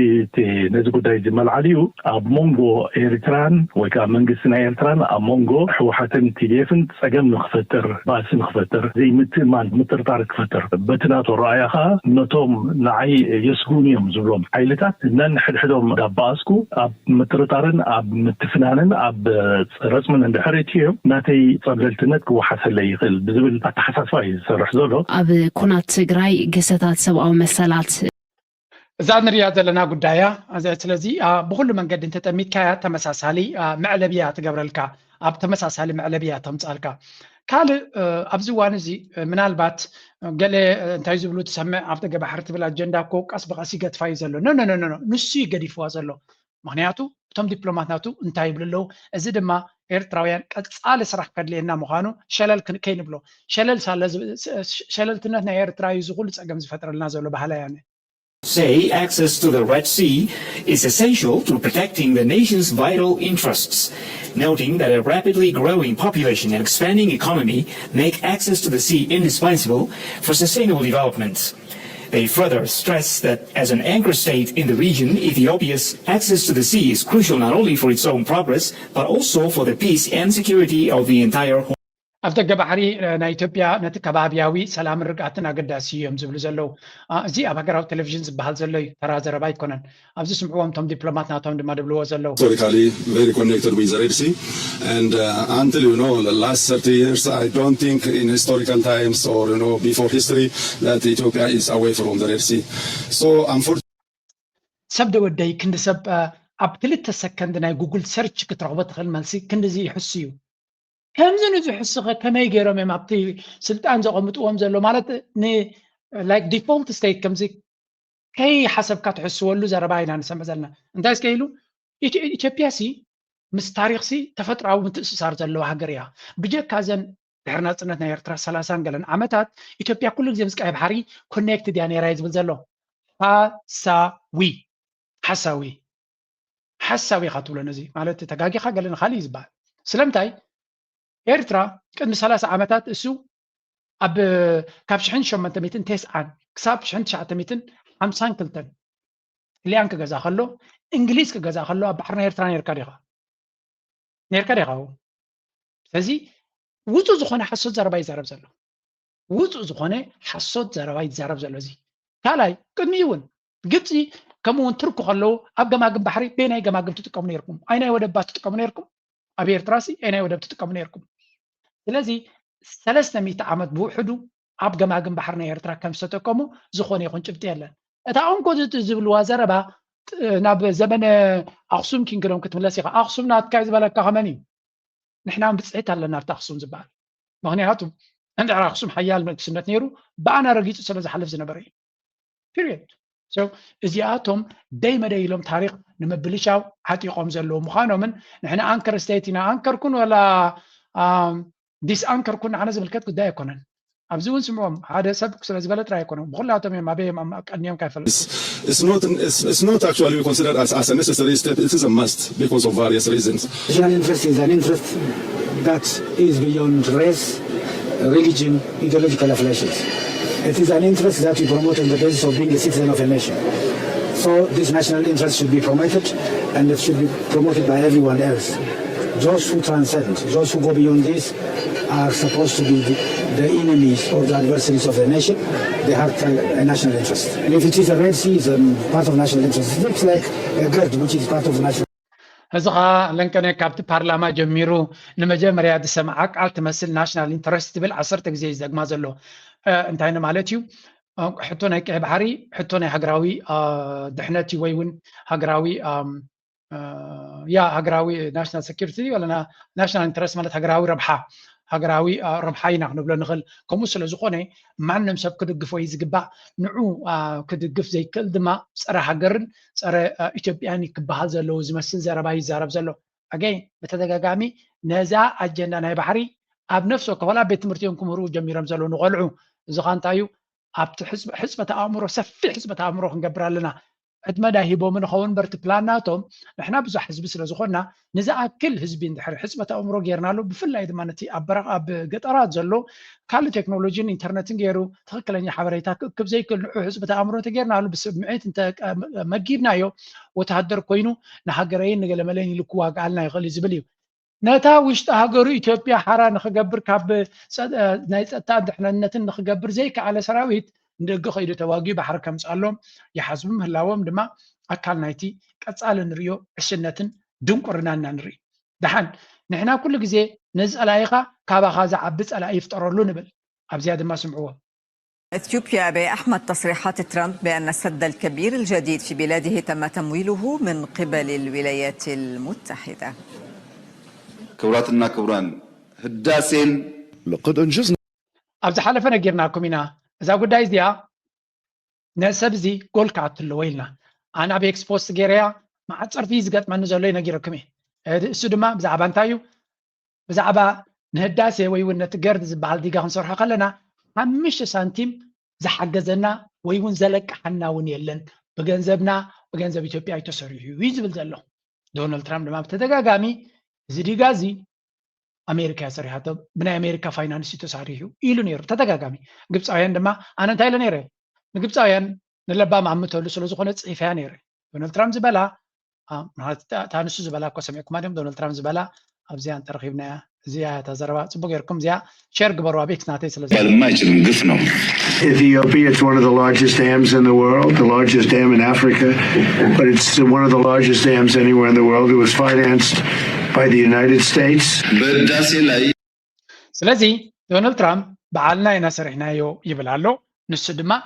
ኖ ብገንዘብ ኢትዮጵያ ይተሰርሑ ግብፃውያን ድማ ተቐቢሎም በሚድዮም ይዛረብለው ናብ ዝምልከቶ ኣካል ድማ ከብፅሖ እዮም ቨሪ ጉድ እዚኣ ኢና እንደል ነይራ እዛ ጉዳይ እዚኣ ናብኦ ክትበፅሕ ኣላ ናብቲ ትብፃሕ ቦታ ክትበፅሕ ኣለዋ እዚ ጥራይ ግን ኣይኮነን ሓንቲ ነገር ለንቀነ ሚድያ ናይ ኢትዮጵያ ዲ ዋላ ናይ ገለ በብፅሓ ኣብይ ኣሕመድ ኣብዚያ ክዛረብ ከሎ ሓንቲ ነገር ሓንቲ ታክቲክ ክወስድ ከም ዝፈተነ ንሱ ድማ ዶናልድ ትራምፕ ንዶናልድ ትራምፕ ክቐድሕ ይፈትኑ ዶናልድ ትራምፕ ግሪንላንድ ንክወስድ ኣብ ዝፍትነሉ ዘሎ ካብ ኤሮጳ ካብ ዴንማርክ ማለት እዩ ንሱ ዶናልድ ትራምፕ ግሪንላንድ ዝወስድ ኮይኑ ኣነ ድማ ዓሰብ ወይ እውን ኣብ ደገ ባሕሪ ናይ ኤርትራ ክወስድ ይኽእል እየ ዝብል ከምቲ ዶናልድ ትራምፕ ናብ ግሪንላንድ ዝኸዶ ዘሎ ፑቲን ድማ ኣብ ዩክሬን ኣትዩ ክሪሚያ ዝወስድ ዘሎ ኣነ ድማ ናብ ኤርትራ ከይደ ክወስድ ይኽእል እየ ምስኣቶም ከላግባ ይኽእል እየ ዝብል ስነ ሓሳብ ኣብቲ ብልፅግና ሰራዊር ሰዲድሎ በጫቕ ድማ የብልዎ እዮም እዛ ዘረባ እዚኣ ከምዘይ ትሰርሕ ግን ነጊሮም በሎም ንለባም ኣምተሉ እያ ስለምንታይ ኣቢስ ሬትሲ ካልኩሌሽን ማለት እዩ ባክፋየርስ ትራምፕስ ደዝን ናይ ትራምፕ ንግሪንላንድ ዝትኮስ ወይ እውን ተመሊሱ ነቲ ዶናልድ ትራምፕ ዝሃሲ ነገር የብልዎን ናይ ኣብይ ኣሕመድ ግን ተገምጢሉ ክበልዖ ዝኽእል ሕልሚ ምዃኑ ሓንቲ ኣገዳሲት ኣርቲክል ፅሒፎም ኣለዉ ስለምንታይ ከምኡ ኢሎም ኣለዉ መጀመርያ እቲ ጉዳይ ኣብዚኣ ሳመር ከርየኩም እዚ ናይ ኣብ ደገ ባሕሪ ድሌት ናይዚ ናይ ብልፅግና መራሒ ብተደጋጋሚ ንዓና ናይ ህላዊ ሕቶ ምዃኑ እዩ ዝነግር ተደጋጋሚ ማለት እዩ ታሪካዊ ከምኡ ድማ ብኩሉ ሕብረ ብሄራዊ ወላ ገለ መለ ብፅሒት ኣለና ኤርትራ ናፅነታ ምስ ረኸበት ድማ ኢና ስኢናዮ ስለዚ ስትራቴጂካዊ ብፅሒት እውን ኣለና ባህላ እዩ ካብ ባሕሪ ቁርብ ትለይራ ዘለና ኢና ግዴታ ኣለና ከምኡውን ብዝተፈላለየ መንገዲ ብዓፋር ገለ ገይሩ ድማ እታ ድራማ ህዝቢ ስለ ዘለና ይብፅሖ ይብል ኣሎ ምስቲ ናይ ዶናልድ ትራምፕ ንግሪንላንድ ዝብሎ ዘሎ ድማ ከተሓሓዛ ከም ዝፍትን ናይ ትራምፕ ሎጂክ ኣብ 2019 ነዛ ግሪንላንድ ትበሃል ክወስዳ ከም ዝፈተነ entitlement logic ድማ geographic constraint reframed as the prevention ስለዚ ቀዳማይ ነገር ግሪንላንድ ክበሃል ከሎ ዴንማርክ እውን ከይዱ ወሪሩ ዝሓዘ ቦታ ይበሃል ዶናልድ ትራምፕ ወላ እኮ ቀድሚኦም ተሓዝዋ ስለዚ እቲ ግሪንላንድ ድማ ምስ ኣሜሪካ ዴንማርክን ግሪንላንድ ብሓደ ተፀግዑ ይኮነን ኤርትራ ዓሰብ ብሓደ ዝለገ ብሓደ መሬት እዩ ሓደ ሃገር እዩ ስለዚ እቲ ሎጂክ ብሓደ ይኮነን ካልኣይ containment in Greenland strong institutional and legal framework Denmark's sovereignty NATO input self-rule and ስለዚ ንዶናልድ ትራምፕ ኣብ 2019 ክልክልዎ ከለውን ሓያል ዝኾነ ሉላዊ ከምኡ ድማ ዴንማርክ ኣካል ናይ ኔቶ ምዃና ገለመለ ኩሉ እዚ ክልኪልዎ ክትብል ትኽእል ኢኻ contrasts of the Red Sea backs such buffers rhetoric alone can harden alliances and escalate tensions ስለዚ ብሓፈሻ ወላውን ዶናልድ ትራምፕ ሕጂውን እኮ ተረዳድይሎ ምክንያቱ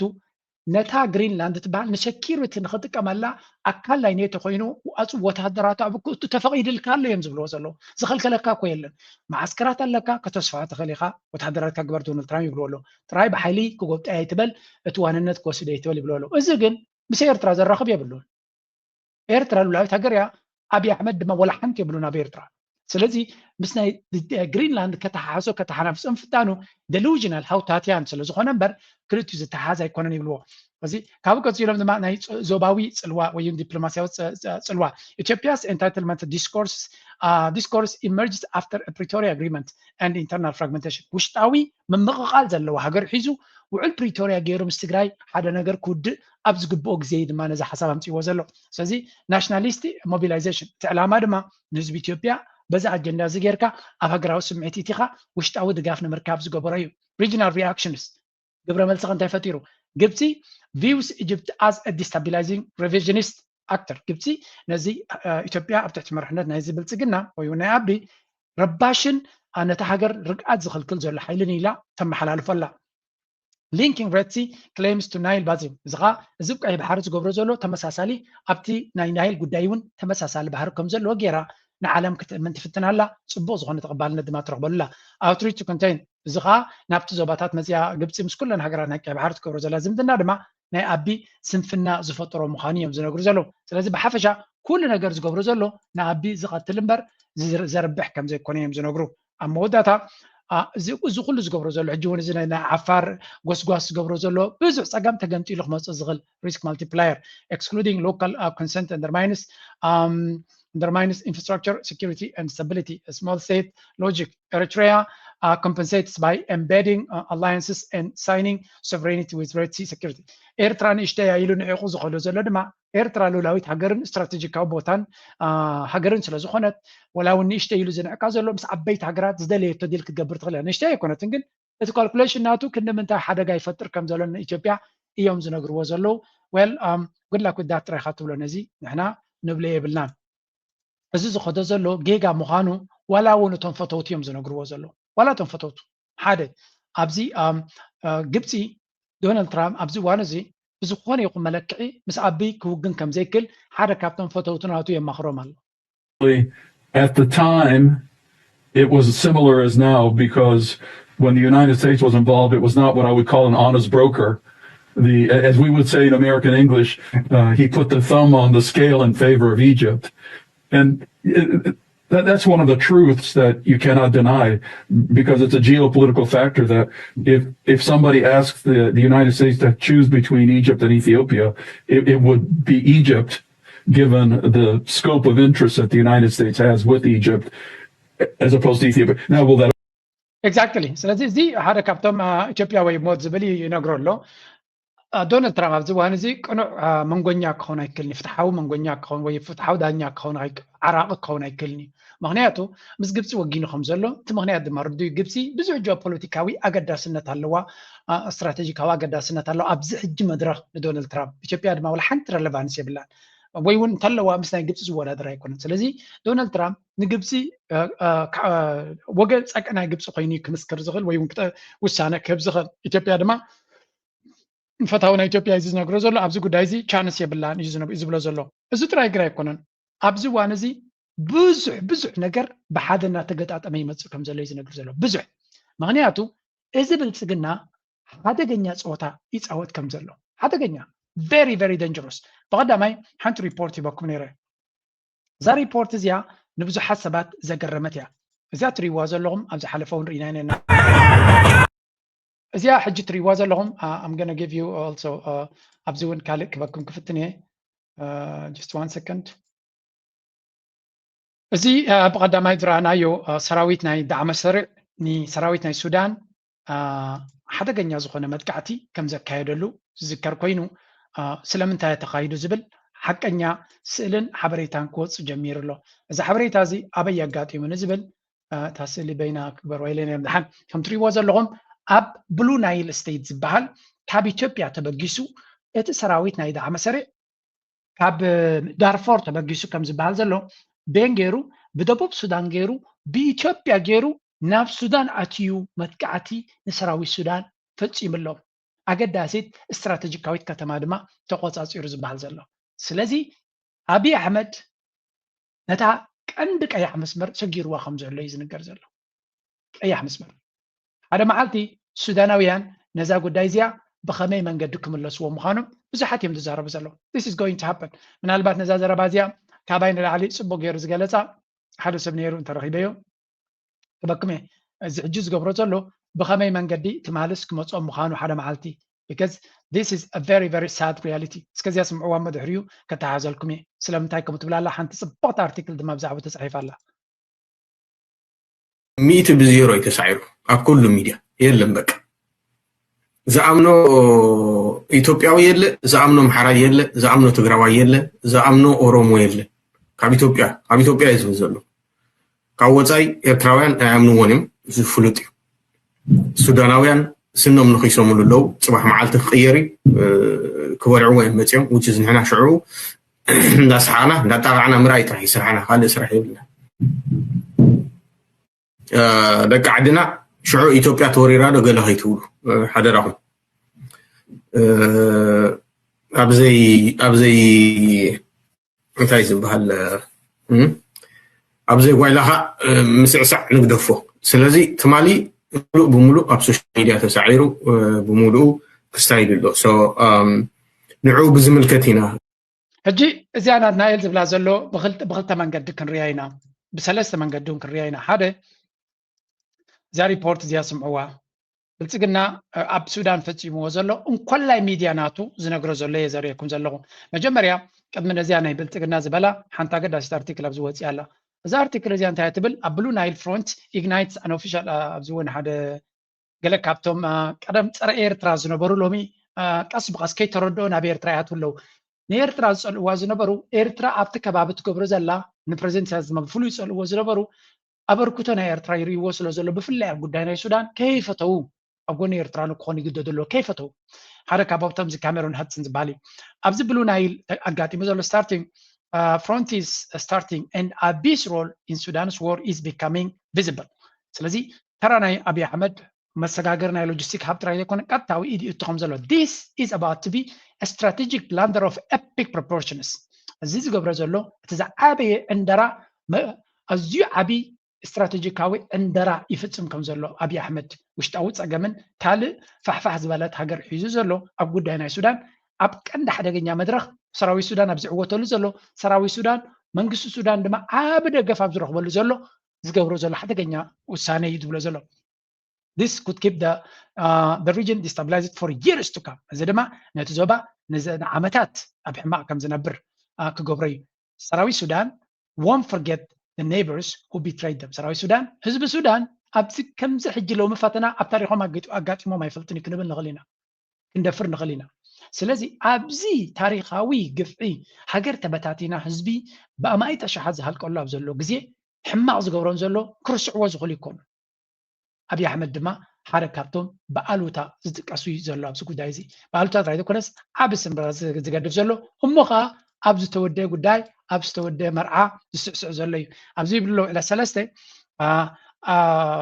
ሰራዊት ናይ ሱዳን ምስ ሓደ ናይ ደቡብ ሱዳን ሱዳንስ ናይ ሱዳን ፒፕልስ ሊበሬሽን ሙቭመንት ዝበሃል ኖርት ዝበሃል SPLM ኖርት ዝበሃል ብሓደ ኮይኖም ኔቸር ኦፍ ኣታክ ኮኦርዲኔትድ ኣሳልት ቱ ሱዳንስ ኣርሚ ፖዚሽንስ ኢን ብሉ ናይል أبزي تصبي وبوتا كلت يوم بستوى هذا من قد هاري ممم أبي بوتا رخي ممم زي زحزو بوتا حجي ديم منصور زبال استراتيجيكاوي أقدر أسيد بوتا نابتي كتما ناي كرماك زبال كتما نخط قاطر كمون بشير نوغو زبال كمون خور البودي زتبع بوتاتات نوغو قاطر أخيل ومالو strategic loss of the Mansour raises a fear that the Kurmak city could fall next. الذي حنت كتما أقدس كتما كتتحس كم تخل. إذا ما military strategies بزحت وارات كم تتحزي إذا نجرزلو من سراي السودان ما حماق صفي تجاتي ما تملا. أبزيج جنتايم زلزلو أبزريوا accusation against external actors. Allegedly الله Ethiopia بلوك مالو. جينا استودع ودا يكونن جن allowed RSF كمود ما نتوم نسراويت نايتي عتق ملشا كالو بحد غينهم fighters to cross from بنشانغول كبنشانغول غومز نبز زوبازن خمسو بوتا مريتنا تكم زحبتهم كم زنقسقسوتهم نيز نغرزلو إمارات دما United Arab Emirates ka drones reportedly launched from bases in Ethiopia supervised by the UAE كمود ما درونات ناي إمارات كاب بنشانغول زبال زلو بيز ناتهم كوتب أوشت إثيوبيا تبقيسو كم زهرمم. سلازي Sudan's official statement described the escalation as a foreign invasion. نزيد ما السودان وقعوا مجلس خمسة قلتو نهيوت أي ورار بمبال قليش ولو backed by Ethiopia and the UAE. سلازي بإثيوبيا بإمارات استدقفه. Broader context. سلازي cross border dynamics. RSF and allies have previously retreated under the pressure. زي أبزو وانزي سراويتنا السودان كم قلقلن كحدمن أبزو جبوز نبرة نعون متحان بلتسجنا زجبري وأنا أعطيكم تري وزن لهم سقطي نايتي سراويتنا دعم سريع أبهد ما يزولو بزح سقطي يقط مالو سلازم نعون مهدام مجمري أبزك كوردوفاندين كالن بزح يسعر سلازلو حدش جنبار وسيد كامسي خبزي بلو نايل زبال وجن بوجن إثيوبيا مالتيو إذا جنبار زيادة ما كاب إثيوبيا ولا سراويت أمسي خاري خاجة لجير كان خد جبراس لتحجز ندعم سريع أبز دوبزي بوتا كركب كم زلو مس إثيوبيا زلو إذا كان دايو كبيت زخانة سجمت كاس أبز غلي مغنياتو فانوز بحالالو نتقرأ حيللو إيرترالو جبت له كلهم زياتهم أبي أبز جودايزي بقطع إيدي يتلو نخالوت حيل تعدما بقطع إيدهم نخوتو زعدمن مدرخ زخفتن أفدق زخفتن يوم زول وزلو سلزي أز جودايزي نبزع جوداي كشرف زغلي ولا تميدي أنا بلسقنا يتردي ورلو نزي تايب له السودان official ويكا بعد سلطان ني إثيوبيا ني أرد دعم سريع تحجز كم زلا كسيسلو زغا أفدق كفيتا أمنقص أسن استراتيجيكاوي دقافت بو خمزلا زون ني سراوي السودان أبحم مقبوطان كهرمن حدا كانوا كود نتا هجر حران موس أبز جبر زلو زجاجة شجر كم زجاتمو نخجبر يحجز كم زلهم زنقر زلو أزيو تاريخاوي نجاري كون نبزح عمت الدماء ذكري كون السودان كم زكونة تتكلم أتا إمارات بغميك تحدم تفتنا لا بجنزب جيرا كتحدم تفتن زلا جنزب بزح يخفل له بلا بلا ناتبله كابت كونة كتحدم تفتن زلا بزح حدن سعودية أبز قدايزي مرقتنا نتصري لالا السعودية مرقتهم. The crisis in Sudan remains at the forefront not just of humanitarian priorities but our political priorities. They are our neighbors, they are our friends. And the Kingdom affirms its commitment to continuing to address the humanitarian needs of the Sudanese people and their political support. We urge the international community to work together diligently and effectively to achieve a comprehensive and sustainable solution to the crisis in Sudan. A solution that we have been working very closely with the United States and our Quad partners, and we hope to achieve that sooner than later. Because the people of Sudan, once again, ladies and gentlemen, cannot wait for us to agree. They must have the support that they need today. We want to ensure that the Sudan of today ensures the security and stability. سعودية مرقتيا بتدقاقامي تنصر الله زمال الدماء قدانا السودان يزنح الليك بحالو زخل نتواسعون درامان زخون بوتا كم زي كوني بزغال تفي مفتحك ركب زلو قدايو زبل زربان مرقت إننا نرزلنا كالي نزو قداي زي بخامي يزر زلو ويونتاي ترقوا مزو وحافظ زلو ندهريلنا سعودية أبز قربا معلتات حدا قداسي معبالاقات يوم خمزة نبرا نزكرو خينو نسودما مجمريا أزيان مكبكم because this is very important. أبز قربا زوج مجلس ناي سعودية ناي تركني بحد زوج مجلسي. What is that? I think زي مثلاً if that is No, give me a second. It's about a shift in West Asia. Two countries that were once at loggerheads are now working together. I'm talking about Turkey and Saudi Arabia. Turkey's President Recep Tayyip Erdogan is in Riyadh. Just a few years ago, a visit like this would have been hard to imagine because Turkey and Saudi Arabia were competing for influence in the region and in the Muslim world. They backed opposite sides in various conflicts and they had little diplomatic contact. And with the killing of Saudi dissident Jamal Khashoggi in Turkey, ties hit rock bottom. They've come a long way since. Today, major investment deals are being signed and economic cooperation is taking center stage. So what drove this turnaround? እንታይ እዩ እዚ በሃል ዘሎ እዚ ሕጂ ንሪኦ ዘለና ምንቅስቃሳት ቅድሚ ሕጂ ፈፂምካ ክትግምቶ ዘይትኽእል ዝነበረ ነገራት ምዃኑ እዩ ዝንገር ስለምንታይ ከምኡ ኮይኑ ንብል እንድሕር ኢልና ቱርክን ስዑድያን ክልቲኦም ተወዳደርቲ እዮም ክልቲኦም ሓያላት እስላማውያን ሃገራት ስለ ዝኾኑ ቁፅሪ ሓደ ክኾኑ እዮም ዝደልዩ ዕብለላ ናቶም ክሕይሉ ስለዚ ኣብ መንጎኦም ብዙሕ ደሰሓሓቢ ነይርዎም ሓደ ካብኡ ድማ ብድሕሪ መጋረጃ ነዘን ሃገራት ዓረብ ኩሉ ግዜ ክርእይዎ ዝኽእሉን ክርድእዎ ብዝኽእሉን ዋላ ከንብብዎ ብዝኽእሉን ብዘይክእሉ መንገዲ ኣሜሪካ እትገብሮ ፃዕሪ እውን ኣሎ እስራኤል ቁጥሪ ሓደ እዘን ሃገራት ዓረብ ሃገራት እስላም ከምዘይሰማምዓ ክትገብር እያ ትደሊ ክወዳደራ ክተፋነና እያ ትደሊ ስለዚ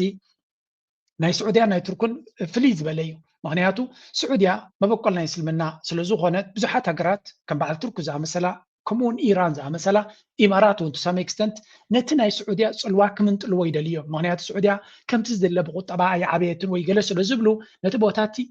ክምንዝዕዎ ዝደልዩ ብዙሓት እዮም እንትኾነ ስዑድያ ድማ ዝኣክል ቦታ ኣለዋ ክሳብ ሕጂ ድማ ከምዚ ኣግረሲቭ ዝኾነ ናይ ፖሊሲ ወይ እውን ናይ ዲፕሎማሲ ብዙሕ ኣይተብልን እያ ነይራ ሕጂ ግን እንትኾነ ስዑድያ ትገብሮ ዘላ ምንቅስቃስ ኣገራሚ እዩ እቲ ፀገም ግን ካብ እስራኤል ክትግምቶ ትኽእል ንላዕሊ እውን ይኸይድ ስለ ዘሎ እዩ እዘን ክልተ ሃገራት ንኣብነት ደይምስምማዕን ነተን ሃገራት እስላም ከምኡውን ነቲ ካልእ ንእስራኤል በበይነን ብሌታ ክትገብረን ትኽእል እያ ሎሚ ግን ብፍላይ ናይ ስዑድያ ናይ ቱርክን ምትእስሳር ምክንያቱ መበኣሲ ብዙሕ እዩ ነይርዎ እቲ ጀማል ካሾጊ ዝበሃል ጋዜጠኛ መንቀቲልዎ ኣብ ቱርኪ ተቐቲሉ ኣብ ውሽጢ ቱርኪ ንልኡላውነት ቱርኪ ደፊርካ ግለይ ነይሩ ካልእ ኣብ ብዙሕ ቦታታት ኣብ ነፍሲ ወከፍ ዘጋጥም ፀገም ኣንፃር ሓድሕድ እየን ዝኾነ ኣብ ሊብያ ይኹን ኣብ ሱርያ ይኹን ብሓደ ኮይኖም ኣይፈልጡን እዮም ኩሉ እዚ ድማ ኣብ መንጎም ዘይምትእማን ከም ዝህሉ ገይሩ ነይሩ ሕጂ ክልቲኦም ብዙሕ ሽርክነት ናይ ቁጠባ ተመላላይ ቁጠባ ኣለዎም ነዳዲ የብላን ቱርኪ ወይ እውን ብዙሕ የብላን ስለዚ ካብ ስዑድያ ብብዝሒ ክትወስድ ትኽእል እያ ቴክኖሎጂ ድማ ሕርሻ ንብረት ይኹን ካልእ ድማ ቱርኪ ብዙሕ እዩ ዘለዎ ናብ ስዑድያ ስለዚ ተመላላይ ዕዳጋ ዓበይቲ ዕዳጋታት እውን ስለዝኾነ ኣብ ኣፅዋር ይኹን ኣብ ኢንዳስትሪ ይኹን ኣብ ማኒፋክቸሪንግ ኣብ ብዙሕ ክትኣሳሰር ዝኽእል ቁጠባ ኣለዎ እዚ ምትእስሳር ድማ ወላ እውን እቲ ናይ ጂኦፖለቲካ ፅልዋናቶም ብሓደ እንድሕሪ ኮይኖም ዝበለፀ ውፅኢት ከምፅኽእሉ ሶማልያ ንክልቲኦም ተረቢ ሃገር እያ ሱዳን ንክልቲኦም ተረቢ ሃገር እያ ቀይሕ ባሕሪ ንክልቲኦም ዘገድስ ቦታ እዩ ኩሉ እቲ ኣብ ከባቢ ቀይሕ ባሕሪ ዘሎ ሃገራት ድማ ንክልቲኦም ዘተኣሳስር እዩ ሳልሰይቲ ድማ ኣዝያ ኣገዳሲት ኣብ ሃገራት እስላም ብገንዘብ ናይ ነዳድን ገለን ዘይኮነ ብበዝሒ ህዝቢ ግብፂ እዩ ግብፂ ኦልሶ ኣብቲ ዳይናሚክስ ይኣቱ ስለዚ እዚ ለንቀነ ናይ ቱርክ መራሒ ዝገበሮ ጉዕዞ ብዙሕ ኣዛራቢ ነይሩ ካብ ነዊሕ ዝኾነ ሕማቕ ታሪክ ወፂኦም ኣብ ሓደ ኣገዳሲ ኩርናዕ መፂኦም ኣለዉ ይበሃል ኣሎ እዚ ሽርክነት እዚ ድማ ንእስራኤል መርዲ እዩ እስራኤል ነዚ ክትብትን ኩሉ ዝከኣለ እያ ትገብር ዘላ ኩሉ ዝከኣለ ሚድያታት ናቶም ብየማንን ፀጋምን እናተፈንጀሩ በል ክብልዮም ዝውዕሉ ዘለዉ ስዑድያ ግን ቅድሚ ነዚ ምግባራ ኣገዳሲ ስጉምቲ ምስ ዶናልድ ትራምፕ ኣገዳሲ ስምምዕ ገይሮም ቱርክ ኸ ነዚ ክትገብር ከላ ዶናልድ ትራምፕ ወይ እውን እስራኤል እንታይ ክትገብር ከም ትኽእል ስለ ዘይፈልጡ ዶ ነው ቱርክ ንኣሜሪካ ተገድሶ እያ ቱርኪ ንኣሜሪካ ኣመናይ ኣገዳሲት ስለምንታይ ለንቀነ ዝወፅ ኣርቲክል ረይዎ ብዚ ዶናልድ ትራምፕ ንቱርክ ሓግዙን ይብል ኣሎ ንምንታይ ክሕግዝዎ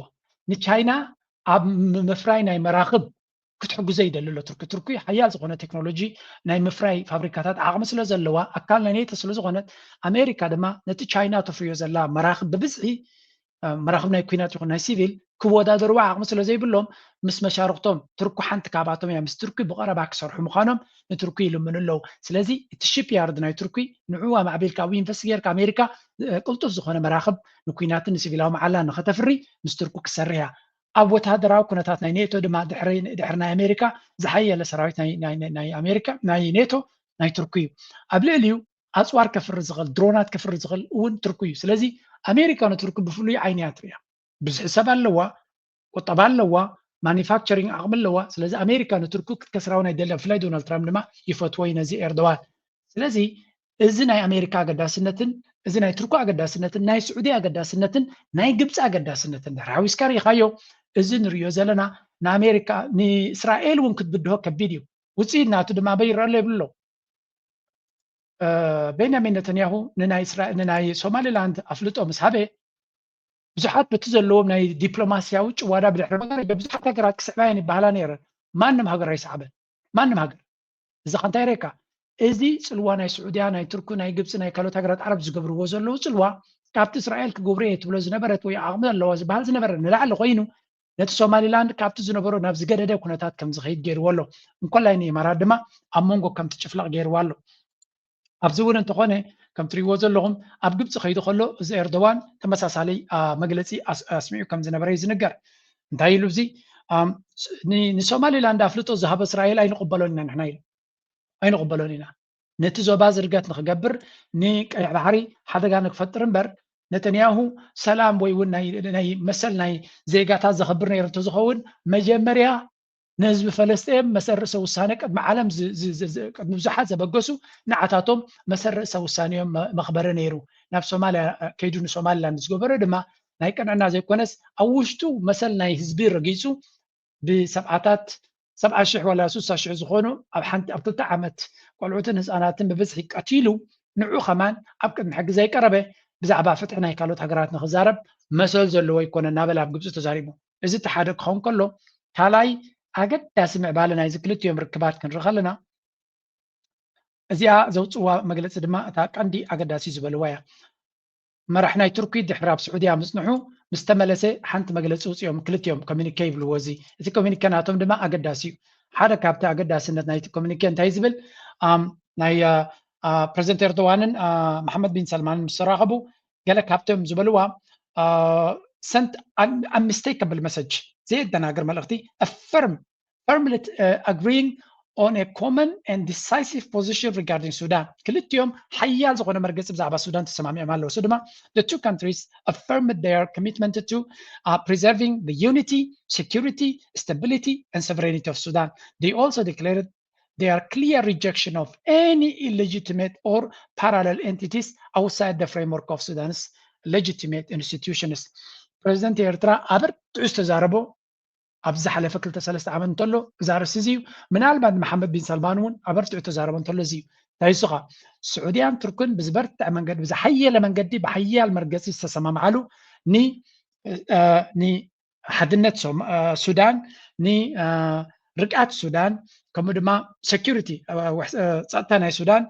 ልዕሊ ኩሉ ድማ ልኡላውነት ናይ ሱዳን ክኽበር ከም ዘለዎን ክዕቀብ ከም ዘለዎን ኣብ ልዕሊኡ ድማ ዝኾነ ይኹን ካልእ ንዳዕ መሰሪዕ ማለት እዩ ከም ካልእ መንግስቲ ዓይነት ኣምሲልካ ክልተ ሰብኡት ጀነራላት ክልተ ወታደራዊ ሓይልታት ዝበሃል ቦታ የብሉን ሓደ መንግስቲ ሓደ ሰራዊት ሓንቲ ሃገር እያ ዘላ እቲ ካልእ ምልሻ እዩ ምስቲ ናይ መንግስቲ ቦታ ተሓሒዝካ ዝዝረብ ተቐባልነት የብሉን ይብሉ ኣለዉ እዚኣ ንመንግስቲ ኣልቡርሃን ዓባይ ሓገዝ እያ ምክንያቱ ክልቲኦም ኢልናኩም ኢና ዓብይ ጭዋዳ ናይ ዲፕሎማሲ ስለ ዘሎም እንኮላይ ወታደራውን ቁጠባውን ሓገዝ ድማ ንሱዳን ዳግመ ህንፀት ናይ ሱዳን ዓብይ ኣስተዋፅኦ ክገብሩ ዝኽእሉ እዮም ክልቲኦም ካፒታል ኣለዎም ናይ ምህናፅ ዓቕሚ ኣለዎም ኮኔክሽንስ ኣለዎም ስለዚ ሱዳን ድማ ንኩሎም ዝኣክል ፀጋታት ኣለዋ ስለዚ እዚ ዳዕ መሰርዕን ኢማራትን ንሓያል እዋን ፍንጭራዕ ክብልሉ ዝፀንሑ ጉዳይ ቀስ እናበለ ናብ ሞቱ ገፁ ይኸይድ ከም ዘሎ እዩ ዝንገር ዘሎ ስለዚ ምስ ግብፂ ድሮ ኣብ ብዙሕ ዲልስ ከም ዝገበሩ እዩ ዝግለፅ ዘሎ ከም ትሪእዎ ዘለኹም ምናልባት ንብልፅግና እዚኣ ዘረባ እዚኣ መርዲኣ ክትኮኖም ምክንያቱ ኣብዪ ኣሕመድ ድሮናት ካብ ቱርኪ ክገዝእ እንድዩ መደቡ ነይሩ ግብፅን ቱርክን ብዙሕ ዲልስ ገይሮም ከም ዘለዉ እዩ ዝንገር ዘሎ ረብሓናቶም ኣብ ሊብያ ሓደ እዩ ኣብ ሊብያ ሓደ ረብሓናቶም ኣብ ሱዳን ሓደ ረብሓናቶም ኣብ ሶማል ሓደ ረብሓናቶም ኣብ ቀይ ባሕሪ ሓደ ረብሓናቶም ኢንዳይሬክትሊ ኣብ ጉዳይ ናይ ኤርትራ ድማ ሓደ ረብሓናቶም ብዘይ ዘረባ ማለት እዩ ብዘይ ዘረባ ኣብ ጉዳይ ናይ ኤርትራ እንትኾነ ግብፂ ስዑድያ ቱርኪ ሓደ ዓይነት መርገፂ ዘለዎም ኣብ ኤርትራ ፍሉይ መርገፂ ክህልዋ ይክእልኒ ቱርኪ ስለዚ እንታይ ዘርእየካ እዚ እቲ ዞባ ከመይ ኢሉ ይተኣሳሰር ከም ዘሎ እዚ ምትእስሳር እዚ ድማ ኤርትራ ብቐጥታ ድዩ ወላ ብተዘዋዋሪ ዓብ መክሰብ ኣለዋ ካብዚ ጉዳይ እዚ እቲ ናይ ብልፅግና መሽኮትኮት ዝብሎ ዝነበረ ድማ መመሊሱ ምስ መንደቕ እናተጋጨወ ይተርፍ ከም ዘሎ ኢና ንርኢ ዘለና ስለዚ እዚ ሪጅናል ኣላያንስ ወይ ከዓ እዚ ዞባዊ ምትእስሳር ንኤርትራ ዓብ ድርዒ ክኾና ዝኽእል እዩ ወላ እውን ምስ ኣሜሪካ ዘሎ ኩነታት ዘይተፈትሐ ኣብዚ እዋን እዚ ግን ሓደ ዓብይ ድርኺት ክኸውን ዝኽእል ኢና ንርኢ ዘለና ብርግዝያትን ናይ ሴኪሪቲ ዘይኮነ ናይ ቁጠባ ብዙሕ ምትእስሳር ዘድልየን ሃገራት ምዃነን ኢና ንርኢ ዘለና ግን ንዓና ዘገድሰና እንታይ እዩ ቀይ ባሕሪ ውሕስነት ክህልወሉ ዝኽእል ጉዳይ ናይ ሱዳን ውሕስነት ክረኽበሉ ዝኽእል ኣካል ናቱ ድማ እዚ ናይ ብልፅግና መራሒ ወይ ሚኒስትር ጉዳያት ወፃኢ ናብ ስዑድያ ተዓዲሙ ከይዱ ነይሩ ንስኻ ምስ ኢማራት ዘለካ ከመይ ጉዳይካ ኣብ ጉዳይ ናይ ሱዳን ትፃወቱ ዘለካ ንሪኦ ኣለና ኣብ ጉዳይ ናይ ቀይሕ ባሕሪ ትገብሮ ዘለካ እውን ንሪኦ ኣለና ስለዚ ሸረፍካ እንተሓስካ ዝሓሸ እዩ ዝብል ዘረባ መፂዎም ኣሎ ንግብፂ ድማ እዚ ዓብይ ድፍኢት እዩ ወይ እውን ዓወት ክበሃል ይኽእል ምክንያቱ ምስ ብዙሓት ሓይልታት በይና ዘይኮነት ምስ ብዙሓት ሓይልታት ኮይና ንኢትዮጵያ ከምኡ ድማ ነቲ ናይ እስራኤል ምስፍሕፋሕ ኣብ ምንቅፅፃር ይኸዱ ከም ዘለውን እስራኤል ብቐሊሉ ክቋፀርዋ ዝኽእል ሃገር እያ ክብል ኣይክልኒ ግን እዚ ሓደ ካብቲ ቀንዲ ኣገዳሲ ጉዕዞ ክኸውን ዝኽእል ኢልና ክንትንትኖ ንኽእል ከም ኤርትራዊ ኮንካ ክትሪኦ ከለካ ድማ ኣገዳሲ ምዕራፍ ከም ዝኾነ ክርዳእና የኤርትራ መንግስት ግልጽ አቋም ነው ያካሄደው። የኔን ባህር የኔን መሬት ረግጦ ማንም ሰው በኢትዮጵያ ሕዝብ ላይ ጥቃት መፈጸም አይችልም የሚል ግልጽ አቋም ነበረው የኤርትራ መንግስት። ከየትኛውም ጎረቤት በተለየ መንገድ የኤርትራ መንግስት የኔ ድንበር፣ የኔ መሬት፣ የኔ ዜጋ፣ የኔ ሀገር ኢትዮጵያን ለማጥፋት ጥቅም ላይ አይውልም የሚል ጽኑ አቋም ይዟል። ከትርፍ በላይ ትርፍ ነው ይሄ። ግርም መንግስት ኤርትራ መሬተይን ባሕረይን ረጊጹ ንኢትዮጵያ ሓደጋ ክፈጥረላ ዝኽእል ማንም ሓይሊ የለን ይልካ ነይሩ። ንኤርትራ በዛ ዘረባ እዚኣ ጥራይ ንሓዋር ከተመስግናን ካብ ኤርትራ ክትፍንተት ኣይነበረካን። guess what ነዚኣ ኩላ ሓሺሽካ ኢኻ ምክንያቱ things have changed ሎሚ ካብኣ ንላዕሊ ግብፂ እያ ትቐርበና ስለዚ your problems are not our problems ስኻ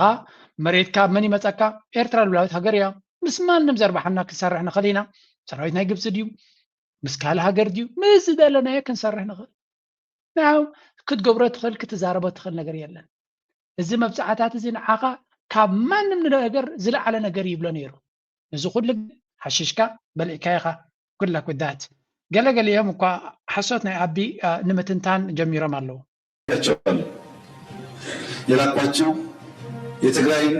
ህዝቤን አታገሷቅሉ፣ ሀብቱን አትዝረፉ፣ ጸቡ ከቲፒኤልኤፍ እንጂ ከትግራይ ህዝብ አይደለም የሚል ነው። በጣም ነው የምናመሰግነው የኤርትራ ህዝብና መንግስት ስላደረገው ነገር። የብልጽግናዎች ጠቅላይ ሚኒስትር እንኳን ከ5 ዓመታት በፊት የተናገሩትን ከ5 ደቂቃም በፊት ያሉትን የሚክዱና የሚዋሹ ናቸውና ስለዚህኛው አመላቸው ሲባል የሚባል ነገር ላይኖር ይችላል። መሐይምነትን ደራርበው ለለበሱ፣ ሐሰትን መናገር እምነት፣ ውሸትን መስማት ዕውቀት ላደረጉ፣ ይህንንም ለተላመዱ የብልጽግና ወንጌላውያንና ብሓፈሻ ከም ትሪእዎ ዘለኹም ናይ ብልፅግና መራሒ ዝገድፍሉ የብሎምን እዚ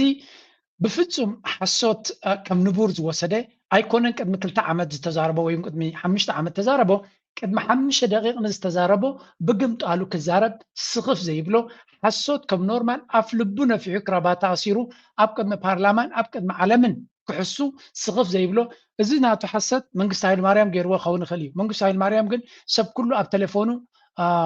ዶኩመንት ዝኾነ ቪድዮ ይነበሮን ዲኹን ኣሎ።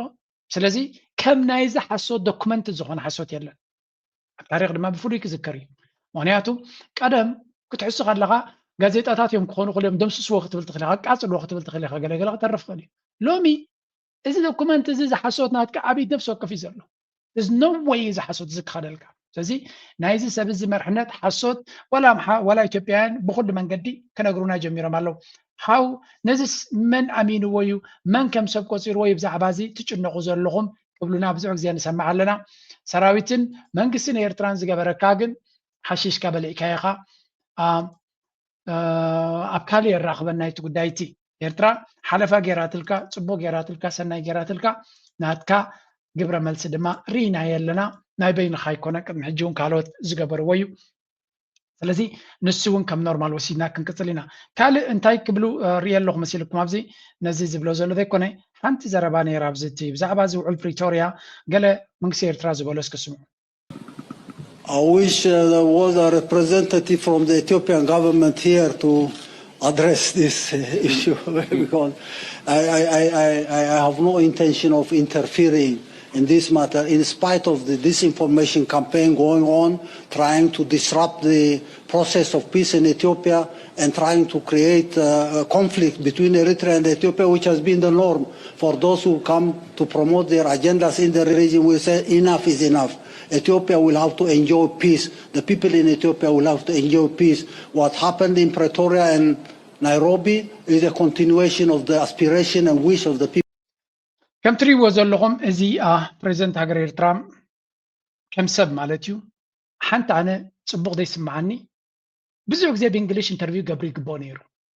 بريزنت ساس بزوج بإنجليش كزاربي كبونيرو because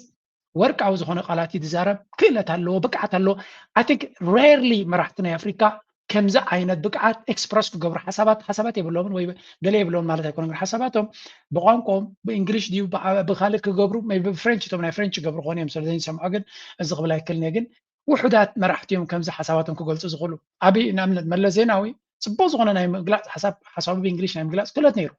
إذا بزعد ما انترفيو قبر نيرو كم زناي بلصقنا إذا بلصقنا كم زع عن إنجليش كلها أنت زنبرو نيرو خالي نيرو بزعبا وعل بريتوريا كم اللي سكولن تايل بريزنتاس مجمريا وعل بريتوريا نحن أبالنا تسلو زي كنا أنا تحتتنا إذا قد زي ننا إثيوبيا وكلت زملكاتيو وهو حد يوم ولا بلصقنا نعطتهم زملكات نحن أجن عسرت جزء أو قد نعون مفراستي تقاملوا زي اللي جلس بالحسوتيو أجنداتاتيو إناف زي ناف زعبا زي قد زي إثيوبيا سلام كتركب سلامهم نخجربو والبريتوريا جيرهم أم نيروبي زجبرو كعقبون حجرهم سلام كجبرو أملاخ يحجزهم نحن زمل كتاي كونن نحن سلامنا إثيوبيا سلامتي كنا فتو تنبرنا بلي زارب زلو سلزي زعجي زبال عوزلو نمسير ترازة حس كل ويقبار أنت كنا تادق النزي مسل ከባቢታት ትግራይ ዘለዎ ወተሃደራዊ ወጥርን ማሕበራዊ ዘይምርግጋዕን መፍትሒ ከይረኸበ ሕጂውን ይቕፅለሎም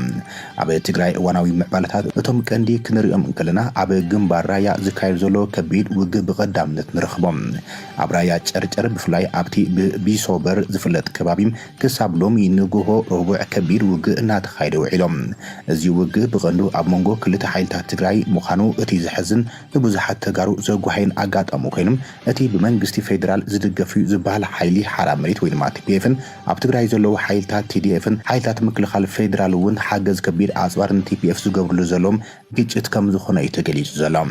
ኣብ ግንባር ጸለምቲ ዘለዎ ወጥሪ እውን ተጠናኺሩ ዝቕፅል ዘሎ ኮይኑ ሰራዊት ምክልኻል ኢትዮጵያ ሰፋሕቲ ምጥንኻራትን ተወሰኽቲ ሓይልታቱን ኣፅዋራቱን ናብቲ ከባቢ ይእቱ ከም ዘሎ እዩ ተገሊጹ ዘሎ ኣብ ከባቢ ጸለምቲ ኣብ መንጎ ሓይልታት ትግራይን ሓይልታት ፌደራልን እዚያ ጉዳይ እዚያ ኣብዛ ሓለፈ ሰሚዕና ዝነበርናይና ብልጽግና ምስ በዓል ጌታቸው ረዳን ጻድቃንን ክዘራረብ ከሎ እንታይ ተባሂሉ ኢሎሞ ኣነ እንተተዋግየ ማሕበረሰብ ዓለም ኣንጻረይ ተጠው ክብል እዩ ስለዚ ዝኩሉ ናይ ኮሪዶር ልምዓትን ገለን ዝበሃል ዘለኹ መሊሱ ናይ ጀኖሳይድን ካልን ክስታት ዘለኒ ላዕሊ ክድይብ እዩ ስለዚ እታ እንኳ ኣማራፂ ዘላ ነዚ TPF ዝበሃል ዘሎ እዚ ሓይሊ ሓራ መሬት ዝበሃል ዘሎ ንዕኡ ብዙሕ ኣፅዋር ንሃብካ ወላ እውን ገለ ካብቶም ሰራዊት ናቱ ከምኣቶም ኣምሲልካ ክዳን ከዲንካ ብምእታው ንዕኡ ብምድጋፍ ምስ ትግራይ ኩናት ክንገብር እሞ ንሓትሕዶም ተጋሩ ይዋግኡ ኣለዉ ኢልካ ከተብሎ ትኽእል ኢኻ እዚ ሓሳባት እዚ ድማ ካብ በዓል ጻድቃን ዝመፅእ ዘሎ ሓሳብ ምዃኑ እዮም ዝነግሩ ዘለዉ እንታይ ዘርእየካ ትግራይ ኣብ ከቢድ ዝኾነ ሓደጋ ክትኣቱ ከም ትኽእል ንተጋሩ ብልጽግና ዝደልዮ ኣብይ ኣሕመድ ዝደልዮ እንታይ እዩ እቶም ናይ ኦሮሞ ኤሊት ዝደልይዎ ኣምሓሩ ንሓትሕዶም ክቃተሉ ምልሻ ናይቲ ፌደራል መንግስትን ፋኖን ንሓትሕዶም ክቃተሉሎም ኣብ ትግራይ ድማ እዚ ናይ ሓራ መሬትን TDF-ን ሰራዊት ናይ ትግራይ ንሓትሕዶም ክባልዑሎም ኣብ ሶማል ከምኡ ኣብ ኩሉ ከምኡ እዮም ዝደልዩ ብጀካ ኦሮሞ ስለዚ እዚኣ ሓንቲ ካብቲ እታ መደቦም እያ ከመይ ጌርካ ተዳኽሞም ከመይ ጌርካ ንሓትሕዶም ከም ዝባልዑ ትገብሮም ቅርሕንትናቶም ኣከንዲ ናብ ኦሮሞን ናብ 4 ኪሎን ኣብ ሓትሕዶም ከም ዝኸውንን ስለዚ ክንደይ ፀረ ወተሃደራት ናይ ሓራ መሬት ዘለዉ መይቶም ክንደይ ካብ ናይ ትግራይ መይቶም ብዘይገድስ ሞት ናይ ክልቲኦም ሞት ንዖም ረብሓ እዩ ነዛ ነገር እዚኣ ተጋሩ ክርድእዋ ነዚኣ ኣንጻር እዚኣ ደው ክብሉ ዘይምኻሎም ግን it's a very very sad one ብዝኾነ ብወገን ትግራይ ንሪኦ ዘለና ኩነታት እዚ ተርባፅ ንሪኦ ዘለና ንትግራይ ኩሉ ግዜ ኣጀንዳ ንምድኻም ካብ ትግራይ ሓሊፍካ ድማ ናምሓራ ንምድኻም ሓደ ካብቲ ነቲ ናይ ሰሜን ህዝቢ ዝበሃል ናይ መወዳእታ ናብ ኤርትራ እንዲ ግን ምስ ኤርትራ ክትገጥም ተኮይንካ መጀመርያ ንትግራይ ኣብ ጎንኻ ክትገብር እዩ ነይሩ ኣይሰለጠን ንሱ ስለዚ ስለዘይሰለጠ ነቲ ኣብ ትግራይ ዘሎ ወታደራዊ ዓቕሚ ሓምሺሽካ ተኽኢልካ ማለት እዩ ሕልምናቱ ነቲ ናይ ኣምሓራ እውን ከምኡ ሓምሺሽካ እንተዘይተኻለ ኣብ መንጎ ኣምሓራን ናይ ትግራይ ሓይልን ውግእ ከም ዝህሉ ንሓትሕዶም ከም ዝተፋነኑን ከም ዝባልዑን ጌርካ ናብቲ ትደልዮ ኣጀንዳ ትሓልፍ እዩ እዚ እቲ ንነዊሕ እዋን ዝሰርሑሉን ዝቕፅል ዘሎ ኩነታትን ክኾን ከሎ ብወገን ናይ ብፍላይ ነዛ ኣርስቲ እዚኣ ኣብዚኣ ክልተ ዓይነት ርእቶታት እዩ ዝወሃበላ ዘሎ እዚኣ መስምዕዋ መጀመርያ ፈጺሞም እዮም ዝተፈላለዩ ዓለም ለኻዊ መራኸብቲ ሓፋሽ ኮነ ተሓለቕቲ ሰብኣዊ መሰላት እናገለጽዎ ዝጸንሑ እዮም ሕዚ ከም ሓደ ናይ ሃገር መራሒ ከም ብቀዳማይ ሚኒስተር ደረጃ ግህሰት ሰብኣዊ መሰል ተፈጺሙ ኢሉ ንትመላፍንቲ ዝነበረ ሓይሊ ክኸስስ ከሎ ኣብ ምርግጋጽ ፍትሒ እንታይ ጽልዋ ክህልዎ እዩ ሓደቲ ኣብ ፍትሒ ክመጽእ ከሎ እንድሕር እሱ ኣሚኑሉ ግፍዒ ከም ዝወረደ ማለት እዩ ኣብዚ እንድሕር ሓቂ ኮይኑ ኣብቲ ምጽራያት ይኹን ኣብቲ ተሓታትነት ጉን ተዛራይብናል ነው ነዛ ጉዳይ እዚ አስከስምዑ ላይ ብዛዕባ እዚ አብይ አሕመድ ሂልዎ ዘሎ ተጋሩ እንታይ ይብልለው ናኽት ቀርብ ሰብውን ክርዳእ ዝደለኽዎ መንግስቲ ኤርትራ ነቲ አብይ አሕመድ መድረኽ ቀሪቡ ትማሊ ኣብ ቅድሚ ዓለም ሰራዊት ኤርትራ እዩ ኣብ ትግራይ እዚ ኩሎም ጽንተትን ገበንን ፈጺሙ ኢሉ ከሲሱ እዩ ክልተ ዕላማ ዘለው ኢልና ሪና የና ትማሊ حادن حزب تግራይ ዝምድና ህዝብ ትግራይን ህዝብ ኤርትራን ስለዚህ ብግልጽ አድሬስ ከገብረለዎ ኢለ ዝኣምን ኣነ ስኡሉ እዩ ንባዕሉ ረብሓ ኢሉ እዩ ትማሊ የማነ ገረ መስቀል ዝበሎ ዝሃቦ መልስታት ከም ዘሎ ኮይኑ ተፈጸመ ገበን ተልዩ ግን ምቅልዑ አድቫንቴጅ ኣለዎ ንህዝብ ትግራይ ውን ዓብይ ደገፍ እዩ ኣብዚ ሁሉ ሕራነ ወነ ምልዓዓል ውን ዓብይ ግደ ክህልዎ እዩ ህዝቢ ኢትዮጵያ ውን ክሰምዖ ኣለዎ ብፍላይ ብመረዳእታ ተደገፈ እንድሕር ኮይኑ ህዝቢ ኢትዮጵያ ውን ክሪኦን ክሰምዖን ኣለዎ ሎሚ መዛረቢ ኮይኑ ዘሎ ብጣዕሚ ዓብይ ብዝኽልተ መዓልቲ አብይ አሕመድ ከምዚ ኢሉ ዝብል ይዝዳጋ ገንዘሎ አብይ አሕመድ ገለገሊኦም ናቃነዩ ናጋነኑ ነወሰኹ ፕሮፓጋንዳ ሓዊሶም መላዕ ዓሊ ይጥቀምሉ ኣለዉ ፀረ መን ፀረ ህዝቢ ኤርትራ ፀረ መንግስቲ ኤርትራ ስለዚ እዚ ካብቶም ለባማት ተጋሩ ዝመፅእ ዘሎ እዩ ንሕና እውን ኢልና ኢና ነዚ ኢትዮጵያ ዝበሃል ነቲ ብልፅግና ዝገበሮ ገበናት ኩሉ ኤርትራ ድማ ብርግፅ ዶኩመንት ክህልዎም ከም ዝኽእል ፍሉጥ እዩ ከቃልሕዎ ክኽእልሎም ኣወል ኣይ ሆፕ ነዚያ ኔክስት ቻለንጅ ናቱ ክገብራ ይኽእል ቢካዝ ካብዚ ዝዓቢ ክህሉ ይክእልኒ ምክንያቱ እንድሕሪ ፅምዶ ናትና ስትራቴጂካዊ ኮይኑ እዚ ሕጂ ኣበጊስዎ ዘሎ ነቲ ናይ ፅምዶ መንፈስ እውን ክትንክፍ ዝኽእል እዩ ዋላ እኳ ብዓብዪ እንተዘይበልና ካልእ ናይ ትግራይ ድምፅታት ዝብልዎ ዘለኻ ከተማ ማይ ፀብሪ ንፀለምቲ ሰለስተ ወረዳ እዩ ዘለዉ ብየማንን ብፀጋምን ኣትዩ ቦርደር ናይ ኣምሓራን ትግራይን በፂሑ ከም ዝነበረ እሞ ናብ ከተማ ፀለምቲ ከዓ ይቐርብ ከም ዝነበረ ኣብ ወሰና ወሰን ከተማ ፀለምቲ በፂሑ ከም ዝነበረ እዚኦም እንዳሕለፍና ቀኒና ኢና ንሱ ጥራሕ ኣይኮነን እቶም ቅድም ኢልና እውን ያው ኣብዚ ካብ ኣብ ድሕሪ ካሜራ ንሪኦም ዝነበርና ናይ ምሩኻት ጉዳት ነይሮም እቲ ሰራዊት ናይ ፀላኢ ኢሉ ናብ ሰራዊትና ይህብ ከም ዝነበረ ማለት ንምንታይ እየ ዝወልዕሎ ዘለኹ ምሩኽ ከምዚ ኣሎ የለን ንምባል እንታይ ኮነ እቲ ሰራዊት ኣብ ትሕቲ ቁፅፅር ሰራዊት ትግራይ ከም ዝነበረ ዘረጋግፁ ኣብ ኢድና እኒው ኦልሬዲ ክንዱ ዝኣክል ምሩኽ ናብ ኢድ ሰራዊት ትግራይ ኣብ ሓፂር እዋን እንተኣትዩ ተዝቕኒ ነይሩ እንታይ ይኾን ነይሩ መስዋዕትነት ይኽፈል ማለት ኣይኮነን ካብ መሬትና ንሰላም ክንብል ወፂና ኣለና ዝብል ናይ ጀነራል ወዲ ወረደ ኣነጋግራ ንብዙሓት ስለ ዘቁጥዐ እሞ ሰራዊት ትግራይ ዓይንምለስን እውን ኢሎም ነይሮም እዮም ባይዘወይ ንዕቶ መለሱ ምስ ተባሃሉ ኖ ዓይንምለስን ኢሎም ነይሮም ኣየድልን እውን ፀላእ እውን ከጥቅዓና ዝኽእለሉ ምክንያት የለን ተዘሎ ሕቶ ኣቕሪቦም ነይሮም ሰራዊት ኣቕሪቡ ነይሩ ናባና እዚ ናይ ምሩኻት ሓንቲ ዘረባ ከስማዓኩም እየ ካብዛና ሃይለ ሓንቲ ዘረባ ኣላ ኣብዚኣ ዝገረመትኒ ቁጣዕ እውን ምርዳእ ክኢለ ናይ ብሓቂ ዝሕዝን እዩ ኣይንምለስን ዝበለ ሰራዊት ይኹን ክምለስ እየ ዝበለ መጀመርያ ተመለስ ተባሂሉ ኦኬ ኢሉ ዝተመለሰ ጠቕላላ ተከዘ ሰጊሮም ካብ ዓዲ ገብሩ እስካዕ እንዳ ኣባጉና ከባቢ ከም ዘለው እዩ እቲ ዝነገረና ዘሎ ሕዚ እቲ ምምላስ ትማሊ ብዝተወሰነ መልክዑ ሓሳብ ሂብና ኣለዋላ እንተኾና እቲ ናይቲ ሰራዊት ቁጥዐ ምናልባሽ እውን እቲ ማሕበረሰብና ደገን ውሽጢ ሓደጋ ክኸውን እዩ ዝብል እምነት ስለ ዘለኒ ክንሪኦ ኣለና ትመኸተ ናይ ግድን እቶም ዝመለሱ ሕዚ ግን ብሕጊ እውን ተሓተቲ ክኾኑልና ኢና ንደሊ ዝብል ርእቶ ዘለዎ ተቆጣዐ ሰራዊት ተቆጣዐ ህዝቢ መብዛሕትኦም እዚኦም በቲ ሓደ ገፅ ዘለዉ ብፀጋም ዘለዉ ብዓፋር ዶ ብካሊእ ዶ ኮይኖም ዝወቅዑና ዘለዉ ዝውግኡና ዘለዉ እዮም ውግእ ከፊቶም ከውቅዑ ከለዉ እዮም ውግእ ይደልን ህዝቢ ትግራይ ዝብሉ ዘለውና ንዕኡ ንድሕሪት ገዲፍና ንሕና ኣድላይ እንተኮይኑ በረኻ ከድና እዚዩ ዘድል እንተተዋሂሉውን ኣብ ሚድያ ኮይና ዓድና መንነትና ሓንቲ ነይራ ነቲ ብፍላይ ነዚ ኣብ ራያን ከባብን ኣብዚኣ ካልእ ሰግመንት እያ መስለኒ ነዚ ኩናት ናይ ኣብ መንጎ ክልቲኦም ተጋሩ ዝግበር ዘሎ ኣብ መንጎ እቲ ናይ ቲዲኤፍን እቲ ናይ ሓራ መሬት ዝበሃል ዘሎ ምስ ብልፅግና ዘሎ ዝግበር ዘሎ ኩናት ቀንዲ ነዚያ ሃንዳስናታ ጻድቃን እዩ እንታይ ዝብል ዘሎ ብራያ ኩናት ተኸፊትናዩ ትግራይ ንጸለምቲ ወራር ክገብር ዘይክእል ስለዚ ንጸለምቲ ነፍቲ ጠለምቲ ዝበሃል ዘሎ ዝግበር ዘሎ ኩናት ብውጥጠው ክነብሎ ይንኽእልና ብራያን ተመፂና እዮም ግን ኩሉ ግዜ ናይ ራያ ቀዳምነት ክቡ እዮም ምክንያቱ እዚ ልዑል ኣገዳስነት ስለ ዘለዎ ስለዚ ነቲ ናይ ጠለምቲ ንምድሓን ብራያ ኢና ክንወግዝ ዘለና ዝብል ሓሳብ ናይ ጻድቃን ምዃኑ ክዛረቡ ሰሚዐ ኣለኹ ዘገርም እዩ መወዳእታ በዚያ ጌርና ነቲ ናይ ትግራይ ክንሓልፎ ኢና ትግራይ ርኢኻ እያ ኣለኻ ኣብ ጌታቸው ረዳ ዘይምሃር ወዲ ወረደ ትግራይ በበይ ምትኸው በበይ ክትሓልፋ እሞ ሰራዊት እዩ ሓዊ እዩ ርኢኻ ኢኻ ትፈልጦ ኢኻ ሓዊ እዩ እቲ ህዝቢ እዩ ወፍሪ እምቢታዶ እምቢታ ዝበሃል እንታይ ከም ዝገበረ እንታይ ርኢኻ ኢኻ ንጌታቸው ንቕልቅል ኣቢሉ ሕወሓት ደነቂላታ ሕወሓት በበይ ናይ ዓቕማ ጌራ ንጌታቸው ነቂላታ ኣይነቐለተን ህዝቢ ነቂልዎ ንመን ክትሕል ህዝቢ እውን እሞን ሕወሓት ኢንዶርስ ዝገበረካ ህዝቢ እውን እንድሕር ህዝቢ እውን ተቐይቦ ኮይንካ ሕጉስ እንድሕር ዘይትገብሮ ኮይንካ ስርዓት ዘይተኽብረሉ ኮይንካ ህዝቢ መቐለ ከምዚ ፈንጂ ዝውርውረሎ መቐለ ኮፍ ኢልካ ፍቑድ እንዳመስኽ ከም ድሌቱ ፋሲካ ኢሉ መፅእ ተዝናኒ ዝኸይድ ሰብ ሓንጎፋ ኢልካ ሕንቂካ መጠንቀቕታ ኒ ወዲ ወረደ እዩ ምክንያቱ እቲ ወዲ ወረደ ሓደ ካብቲ ነቲ ሰራዊት ንክምለስ ዝገበረ እውን ከም ዝኾነ ስለ ዝንገር ዘሎ ብዙሕ ቅሬታ ኣብ ልዕሊ ወዲ ወረደ እዩ ዝመፅእ ዘሎ ነዛ ጉዳይ ድማ ኣሰር ናይ ጌታቸው ረዳ ከስዕብዎ እዮም ዝመስሉ ዘለው ተሓልፈሉ ናይ ትመስል እያ ዘላ እቲ ጉዳይ ድማ ዋላ ብዙሕ ዘይንፁርነት ከም ዘሎ ኣብ ተደጋጋሚ ንገልፆ ዘለና እዩ ዘልዕልዎ መርንገፂ እዩ ንሕና ሽረ ምስ ሓዝና ኢሎም ናይ ኤርትራ ደድሕሪት እያ ይመፅእ ነይሩ ኢሉ ባይዞ ኣብ ናይ ንሕድሕድ ኩናት እኮ ናይ ኤርትራ ሓይሊ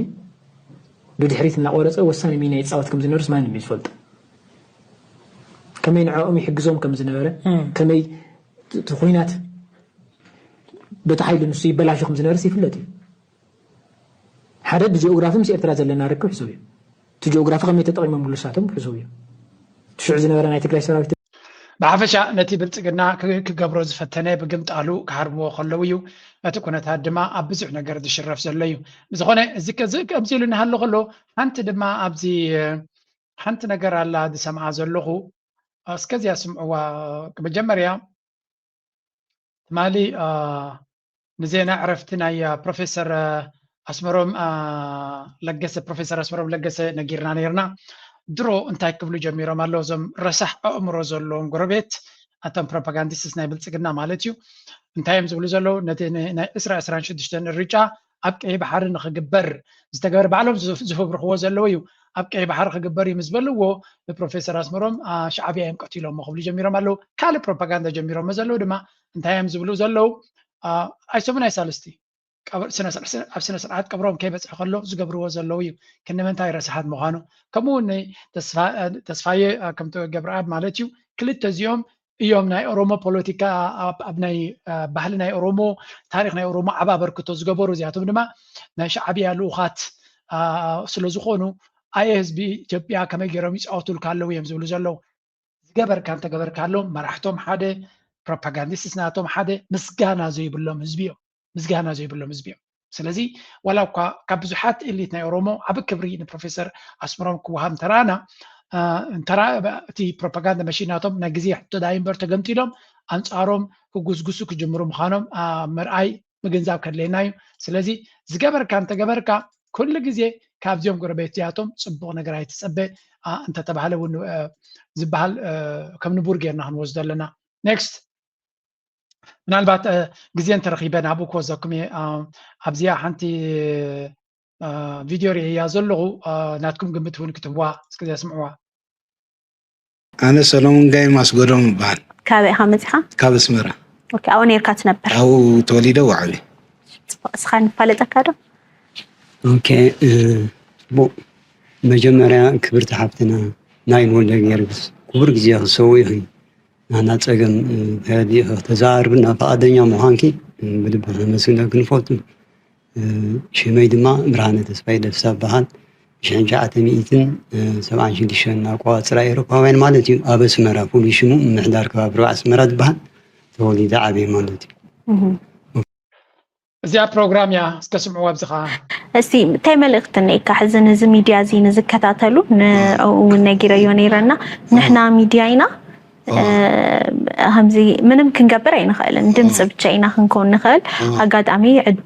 ترخيبكم نجرا كون نيرانا عخون دحر كاميرانا استجمروا سرحتي نيو حز كما هم بزوح زحتو نيو بك نعاخاتكم نامج الرشايخ قربون إلى نجراكم ينا بزوحت يوم زدولو خن ملس كن ملس زبلو بك نايت نقول خنا قرب أي نخيل مخنياتهم حق زبها النجار نيو نقول أمزي خان تنكتب لي تخيلنا بوشتي خمزي عينة نجارات سروح له من جدي السوق نجراكم إيه ويد ما خمتشاتشوا لكم يخلي أملاك تفقدوا كمان نيو ناس كتملسوا تخيليهم كن تاي ملأت تام حلال فينا متشرشوا نجروني نزميديا مالدي تدليو نجار متشرش نزميديا أودينس تختاتل توه أنا دليو نجار نبدأ يتمليسه بتمنجست عززنن نزوي إرتران يغريتا إلى ولا بدل تنيرني مسدك أي كنبر يدل زحج السعادة تازانتا أب نايل ميديا كيدكم سمعوا كم تريقوا زلهم مغتلتا ناي تزحلفة إنا نرزلنا ناتكم فيدباك أبز قد عايزك سمع دما دسبلني. Next topic ناتي is the most important which is ريقم اللهم أبكال مغنياتو نعوك حلف زغلي يلن. It's coming to the front. He is. He moves. He won in Palma at the weekend on Sunday. You can see 3 riders going there for Uno X. It looks like it's young Lowland who's at the back of their train right now. كم تريوز لهم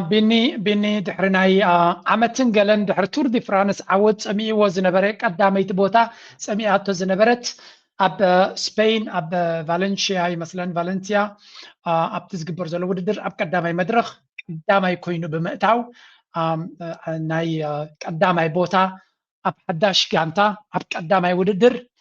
توم انترمارشكو بيني قليلهم حنت زوصلكو متيو هندبت عود زمص مالتهم ينيرو وصي ابزيا غانتا زياون اتاشم كقصل مخانا نرلانا تا براندتيا كزي متي لبزياون قداميتي وددر ناتو قدامي كوين بمتاو تاريخ صريح له بيني انكو حغسكا انكو ابتاناي عود بوتا خملسكا اذا غانتا زيا محجنا غيركم يركي الانا نغره